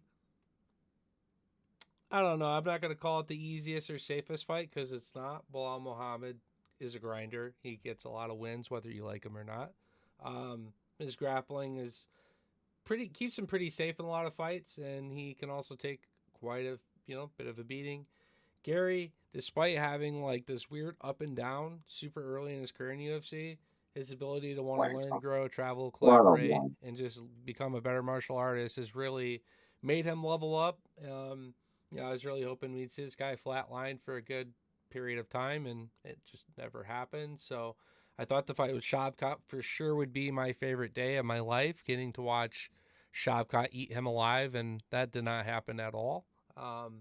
So Bilal Muhammad could have some success in this fight with his grappling more than Gary, but he doesn't have to go 25 minutes, which is huge because I could see this being hard to do against Gary. Gary getting to the feet, resetting, and when he lets go, he's the one winning the fight back. He's the one inflicting the actual damage in the fight, and he's the one that has a shot to come back on points and get a finish or slightly edge out a finish or a decision win. But remember what we were talking about earlier, Lethal, with all Dana's little sand lizards and where we fight around the world and where we're at?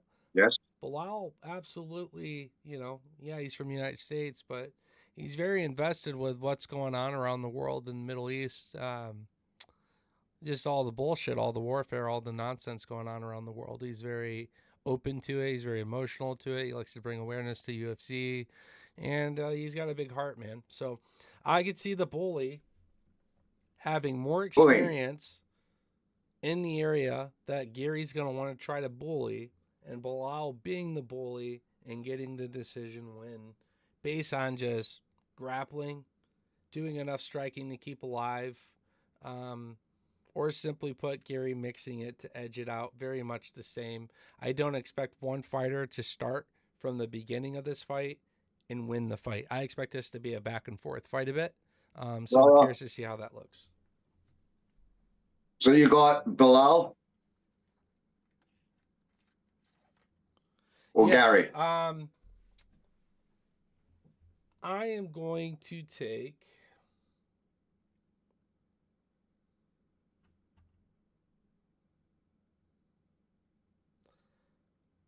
I'm going to take Belial.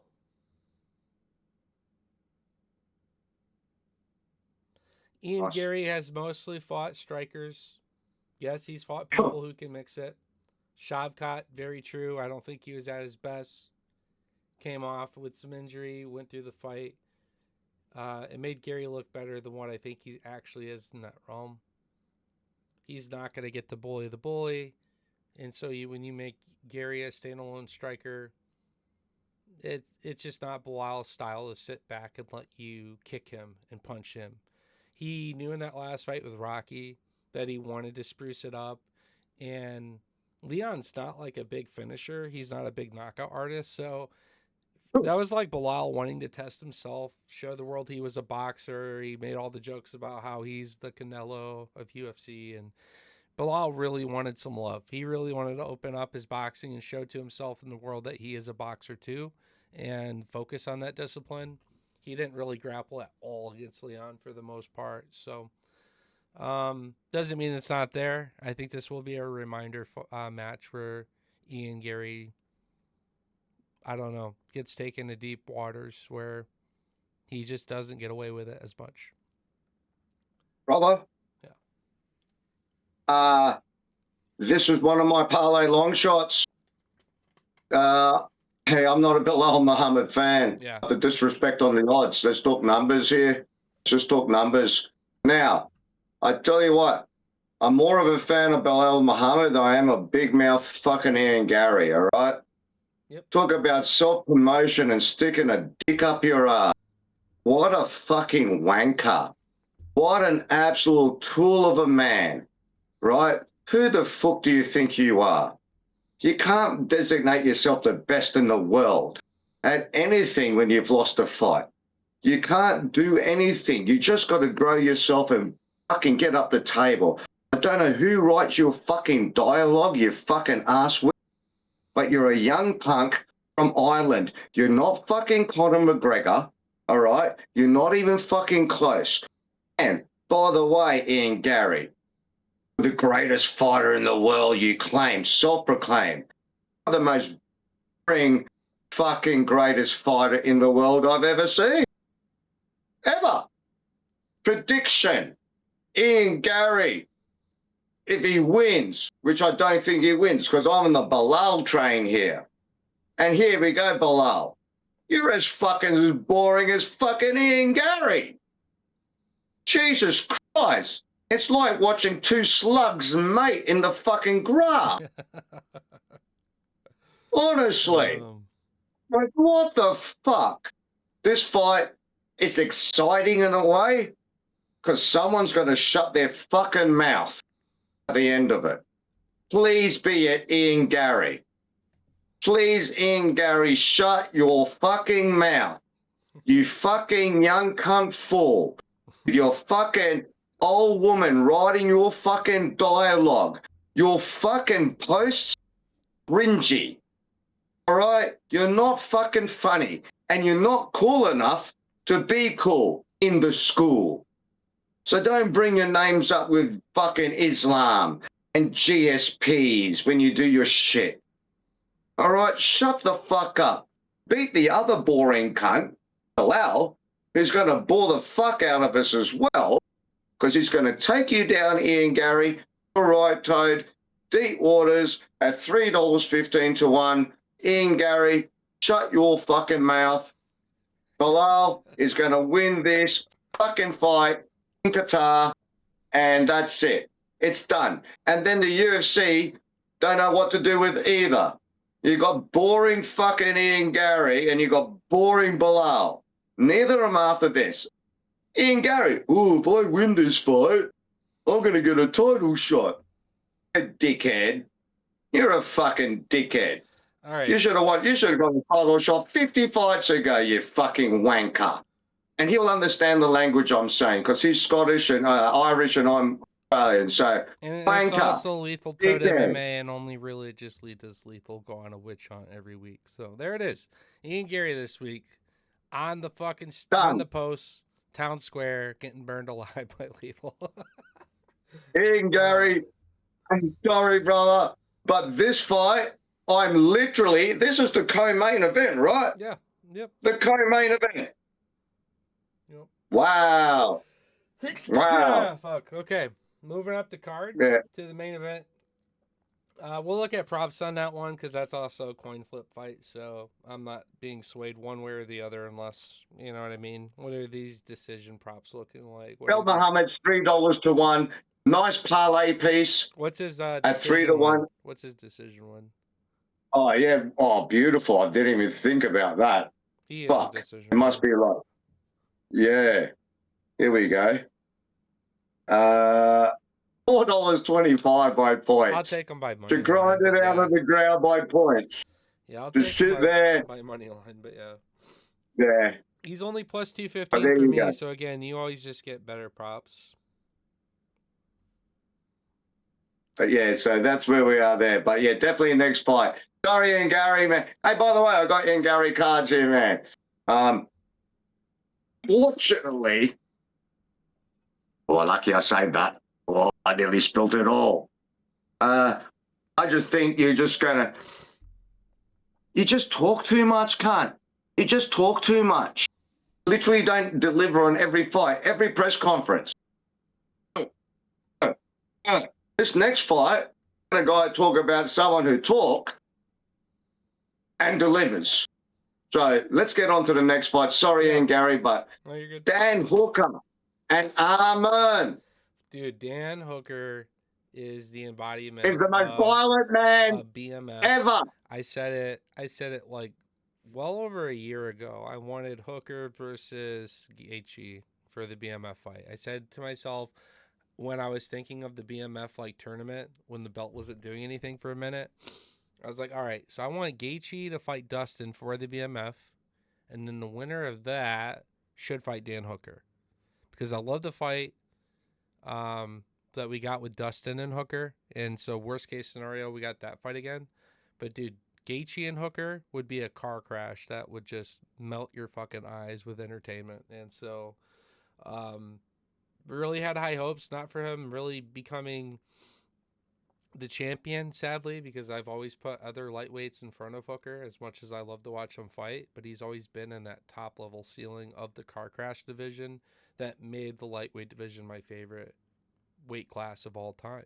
It's just simply put, he was one of those guys that really helped keep the sport alive and growing, even more so than what it would have had without him. Like that Apex card with Dustin, cricket silent, hearing all the thuds from the leather, the jaws, the sounds, the grunts, the smacks, the cracks, and Dan the fucking Hangman Hooker was there. He was absolutely there, showing why he's a fucking problem. And this was not the broken, defeated Dustin. This was a very empowering, streaking quite well Dustin that went on to finish Conor McGregor. So you have to give credit where credit's due to this guy. Arman, he's a grinder just like Gamrot, but he's so much more smarter, physical, and I would argue more technical. And we just saw with Gamrot, hey, that didn't look so fucking great, my guy. Look what Arman did against Charles instead. So if Gamrot is winning the majority of this fight against Hooker, Hooker is more active at the time and doesn't have as many of these fucking injuries and things going on with his body, and he's still getting Gamrot fucked and barely sneaks away with a decision win that I would have understood if he hadn't, despite I really wanted him to, and I made money, and I'm happy Hooker won that fight, then I would imagine Tsarukyan's going to absolutely fucking maul him on the ground. So as an emotional bet, being such a big underdog, Dan the fucking Hangman Hooker, plus 800 prop by knockout. We already put some money on it. And we're already just hoping that I can emotionally and financially benefit greatly from that fade at plus 800 prop. But I almost will put most parlays ending with Arman Tsarukyan in this fight. He is just Brother, sadly a vice that we were expecting the fight Islam, Ilya, Gaethje, maybe Patty. So this is what I've done. I've parlayed every fight with arm and finishing, except 2 parlays. All right? And not 2 parlays. One bet, I've got Dan Hooker to win my TKO. Put $100 on it already to win 900. Yeah. Right? Done. That's the only. And the other bet is I put Dan Hooker and Bilal Muhammad back to back at 15-1, and I'll put $50 on it. So that gets me that's it. They're my only 2 Dan Hooker bets. That's the only 2. But when I did put the bets on, he's either finishing this fight, right? Mm-hmm. That's why I get my 900 at the TKO at 10-1 or 9-1. I believe, and this is why, I've never seen a human being like Dan Hooker. Physically, personally in my life, mentally, on the screen, in the octagon since 1993, to be quite honest. Apart from Robbie Lawler. That's the last person that reminds me of Dan Hooker. That grip, not the fighting style, just the personality that's inside the brain. And the Diaz brothers, sort of to a certain extent. You know what I mean? Yeah, all day. It's that click that I believe why I put $100 for Dan Hooker to win. Right? But I already posted my first pick. I've already put it out there on fucking Insta, brother. So I can't go back on it. And what I said on Insta, and I said this in under 2 minutes, by the way, on Insta, so I can do it in under a minute here. Tsarukyan is going to do what Islam did to JDM.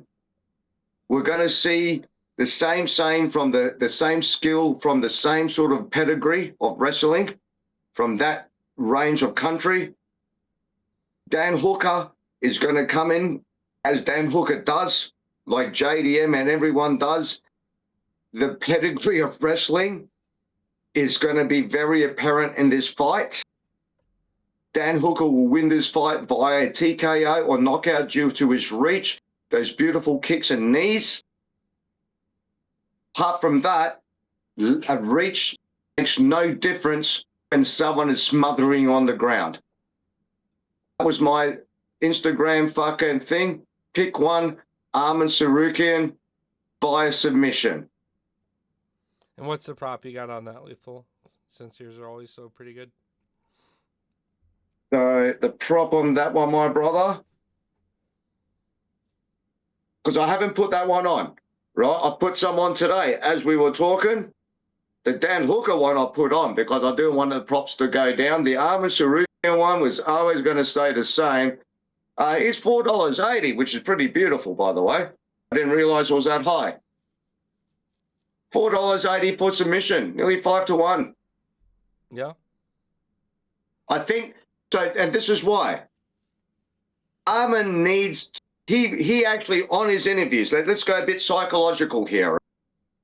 He looked at that Islam fight. On all his interviews, he said, oh, wow, Islam, oh, wow, Islam, oh, wow, Islam. What he was basically saying is, wow, that was a fucking great performance.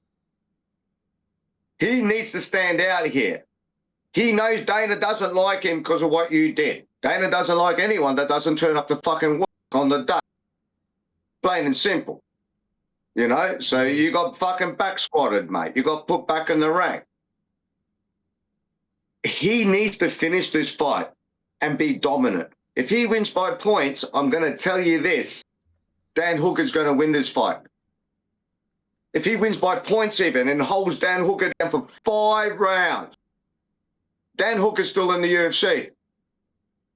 So's Arman, but Dan Hooker's still getting privileges. He needs to finish this fight. He's not going to finish it on the feet because Dan Hooker is way too long, way too reachy. He won't get that close. Dan Hooker will fucking carve him up. Can't let you get close. 100%. Yeah. As soon as it gets close, it takes away reach. You can be an 8 foot man. If I put you on the ground at 6 foot, you're not 8 foot anymore, are you? Yeah. I only worry about Hooker, at range. He's got, you know, He'll get bit of a taken gas down. tank. He can definitely go, 15 plus minutes, but 25 minutes with the pressure of Arman. And this is Arman's the not other going to thing on just the be Hooker taking him side. down and like humping him like Gamrot did. Like Arman will be hunting submissions, be hitting him ground and Okay. pound. So, yeah. This is the other psychological thing. Arman is a pretty boy. Yeah. Okay? He's a very pretty man. He's a pretty boy. Pretty boy complex. Right? Yeah. Not a pretty boy. He actually doesn't like pretty boys. I believe there's a conflict here.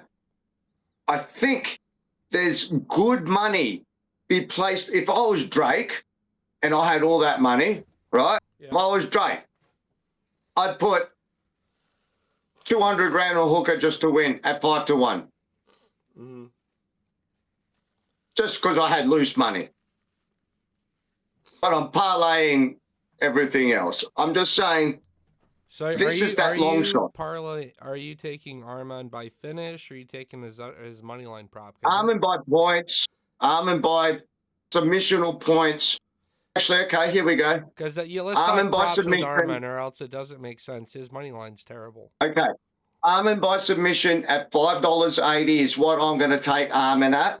Within rounds 1, 2, or 3 is $8. Okay, That's done. Great. Yep. I will take Hooker, which I already have. I've put $100 on Hooker just to win at $4.95, and I put 50 on him at the knockout at $10. So if he wins and knocks out, I get like over a ton. Oh yeah. All I've done for Hooker though, with the parlay piece with Bilal, that's all I've done. So I've sort of gone Matsy's bets here. I've sort of done the whole Matty bets. I've gone you a bit, and this is my bet. This is not his. This is my fucking Matty bet. This is a classy lethal bet. Arman by submission. Nah, fuck him and Arman by submission. Fuck that shit. Hooker by knockout. Take it at $9 to 1. He's got this. He's got this. He's a different breed, brother. I've never seen anything like it. Neither have you, right? He's a fucking... Remember that Barboza Hooker fight? Barboza was kicking the shit out of him.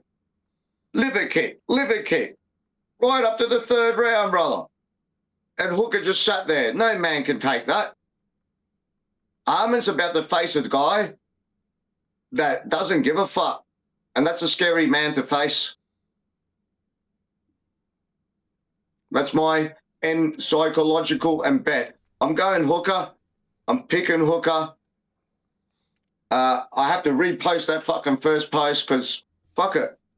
Yeah. Fuck it. I'm gonna go. I'm gonna go Arman, but bet on Hooker to make me very happy. Both again. Yes. From a fight fan perspective. Hooker is with panty night.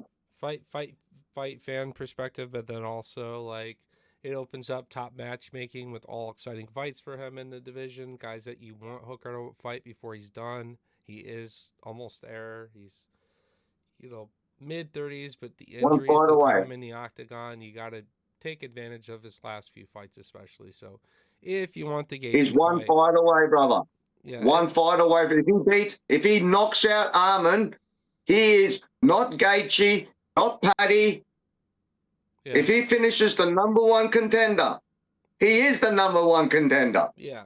Well, Arman's the number 3 contender, rightfully so. It's got in the division, funny enough, Islam and Ilya just in front of them. So we'll see what that turns into. Because, yeah, you know what I mean? What's going to actually happen here at this division? Is Islam going to come back down and try to make the super fight with Ilya? Some people regret never doing those kind of fights. If Islam stays at 170, he may never want to go back down again. So, and I doubt we'll see Ilya come up. And so, yeah, I think that we'll get either Arman or Hooker to next fight, either for the belt, Gaethje or Paddy. those are the three things that make the most sense. We'll see what happens here. It looks like Gaethje could be fighting Patty too. That'd be cool. Or Max fighting Patty. We just gotta get Patty somewhere in the top 5. He deserves a shot up there. While Gaethje We've got to should be probably there. be getting his own title shot here in another fighter, or if not, it also. So yeah. So my parlay pieces is Armin, but I've definitely invested. As you can see, I've invested a couple of $100 just in and Hooker over just two bets. You know, I'm probably going a little bit more money than this week than the last pay-per-view because I'm finding some of these fights pretty exciting. You know, I knew Shevchenko is going to go to points. Call that. Islam submission of points. Call that. You know what I mean? We did was some of these are very interesting. That's why I'm sort of like, dude, and the odds. Some of these odds, brother. I don't know whether I'm gonna find out. $9.50, $5 for Dan Hooker nearly, you know, for this. And like, wow. Yeah, the whole card The has a money. lot of like really radical decision props that Yes. It's like you're going with the underdog, but holy fuck, like some of these fights really are one road to victory. Hooker's not winning a decision. He's not winning a submission. Hooker, I mean, not that Hooker can't hit a submission. I just don't see it happening. Hooker is likely hitting a knockout or losing, right? So in a fight, there's one of two winners, and so to have an 800 prop at his level is crazy. Hooker will throw about should 3 fucking. absolutely get it done though. So, I'm not gonna call it a donation, but it's definitely like I'm not emotionally expecting this bet to hit, but if it does, I'll be so fucking happy for like multiple reasons. Hooker will throw 3 fucking leg kicks or liver kicks, probably body kicks. Yeah. Straight off the bat, you know what he does? Boom. Yeah, his kicks are really good for sure. I'm hoping he times Armin's takedown and just cracks him with like a elbow off the side of the head or knee, like something like that. Yep. But because yeah, and I can see if Armin goes to the ground, he's not winning the fight lethal. Like he's got to be able to get it done on the feet. So it's a round 1 finish. Like it's a submission. That's a submission. Like you got a good one. Like I like the combo round 1, 2, and 3 submission by Arman. It won't take much. He's not gonna play like Gamrot. He's more solidified for sure. All day. Yep. All day. No, so I'm definitely there. That's it, man. We did it. We got that. Dang, we got there, everyone. Yeah, I mean, we talked, we shot some shit, but I think we did some great picks. I think we faded a few. I think we got some beauty long shots. 2.5 hours, we crushed. Look, dude, fuck, man. Hey, John Anik and fucking, they all do it for 2 hours as well. So, 2 all I can say about it is there's no wrong or right way of doing these. Everyone's got different styles. If you want to talk bets, if you want to pry back, if you want to make fight comparison, you know what I mean? We go through it in a good, like, methodic order. You know, where some people are just like in Instagram, like they want to make a 3-minute clip. This. Oh, absolutely. We want to let people know what's going through our fucking head. Yeah, exactly. So why did you pick it? Why? Okay, I picked it because of the Topuria name, really? Sort of ignite. Let's be honest with them. Tell them like when you're betting money, you want to like be more educated in what you're doing with your money. Yes. That's the way I look at it. Yes. So, I want to let people know if they're going to gamble on me and you, right? They need to know what we actually feel. I just don't want to throw in a name and go, yeah, I could do that right now. I could pick the best odds, go through the flock of seagulls and go, yeah, it's goddamn fucking this. It's goddamn that. And follow everyone. But what we do is, why did you pick that? Do you know what? Because I believe this is the picture I have in my head. I can see this fight. If people want to fucking sit back and go, that is a true assessment, cool. But I'd rather have someone tell me the truth than tell me nothing at all and just throw me numbers. Yeah, here's the favorite. Pick this guy. Yeah, here's the favorite. Pick that guy. Oh, why? Or here's the long shot. Pick that guy. Why? We actually go through the fucking stats. We go through the fights. We sit back and then we go through and tell everyone, hey, I think my head is, we let people inside our brain. 2 hours, brother, 2.5 hours, they get inside our head. So hopefully that's helpful. It might confuse people, but hopefully it's fucking not confusing people. But at least they get to see inside our head and not like you're saying, those 3-second clips on Instagram. Boom, bang, bang. It confuses people. You know what I mean? I mean, it's a matter of time too. I get purposes of both content, but like for those who like want it, like what we're doing too is like we're openly talking out and smoothing over our own confidence and our own picks and bets. So anyone kind of enjoying the same kind of content hopefully has their opinions, their picks. If we've helped give you new perspective to something you didn't think about, that's awesome. But it's also nice when we all can agree, like, yep, this is why we think this way, and those are the ones you really, as a community, want to like lock in, hammer, celebrate. Because I mean, what more affirmation do you need? You know, you get 7, 8 people that If are pretty sharp and if they all someone think it tells me that happens away, then well, probably happens that way. if someone tells me to bet on someone and go, oh, dude, this is a guaranteed pick, just do it, put $100 on it. I'm going to ask him why, whether it's a dog race or horse race. Do you have inside information? Like, how do you know? Like, what's going on? You know? So that's what we're trying to do here. We're not just telling people to pick people. Yeah. We're telling them why.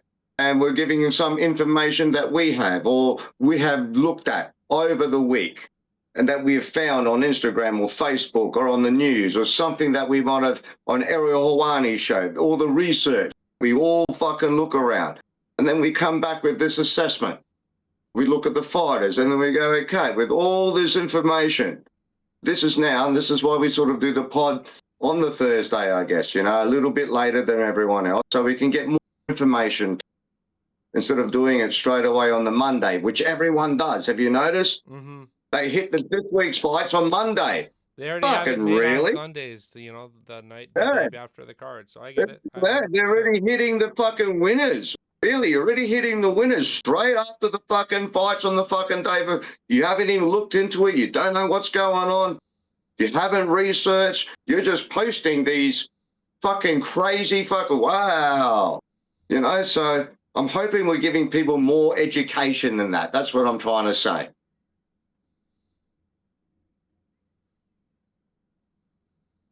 That little bit more insight. Yeah. Might not be perfect, but at least it's something better than nothing. You know what I mean? And I hope you guys fucking feel like that too. Oh, I've got to chop up again. But we're nearly there. Yeah. Well, it's definitely my time, just because work and stuff in the morning. But man, always a pleasure catching up with you, doing these fight breakdowns. Um, yeah, I'm wishing you the best, man. I know it's another Aussie for you, another legend, guy who I think is probably one of the most universally fun fighters enjoyed watched in the octagon. And if you've ever had a I pleasure of really going to hope one of his wars me or and you seeing have in red person, panty night. crazy shit. I really hope if all my parlays lose and Dan Hooker wins, I'm all good. Mm-hmm. I'm all good. Put it that way. Wins by TKO. I can lose every parlay. I'm just counting on that $900 one, brother. The TKO by Dan Hooker. Yeah, all fucking day. That makes all my money back. But with that being said, I've got plenty of parlays on and I will post them. I'll send you my full picks, Toad. Like I'll do the fucking thing. I'll do all of this and I'll send them to you. I'll post them and then I'll make them legal. Yeah, no, let's fucking do it, man. Let's crush it. I wish you the best. Always, if there's anybody who can pick a good underdog, it's you. And there's a lot of good underdogs on this card that have a chance to make us some money. And again, if it's plus 10-1 props, I think it's almost impossible not to sprinkle. anything, Even if you don't think it anything happens, that's just such a high prop. anything that's stretcher, brother, we got to put on it because I've never seen anyone apart from Quinlan Skillard's Naskrat Prezat's head kick. That was stretcher. But that didn't pay $10 to one either. So, you know, you're talking like fucking, that didn't pay $10 to one. But Toad, thank you for being with me, man. Thank you for staying up. Peace out, everyone. Lethal Toad MMA, MMA Toad, Lethal Hand Collectibles. We're all one fucking big family here. I'll catch you during the week, Toad, and I'll catch you during fight. The fight start at 2 a.m. in the morning here for me, so it'll be early morning, early. But I'll be there. Yeah, sounds good. All right, my brother. All right, much love. All right, peace. Peace out, bro. Yeah, bye. All right, guys, thanks for tapping in. It was a great breakdown of this card. Definitely a good ass time with Lethal as usual. Drop Lethal Toad MMA some love, Lethal and Collectibles some love, and myself MMA Toad. We'll be signing off. Much love. We'll catch you next week. We're gonna find out Saturday night. More like Saturday morning for most of us in the world watching this fight. But yeah, Hooker's gonna have a hard time in this one. So we can bet because the prop's so crazy and there's some respect that comes with that. But Arman should take this fight. All right. Much love, y'all.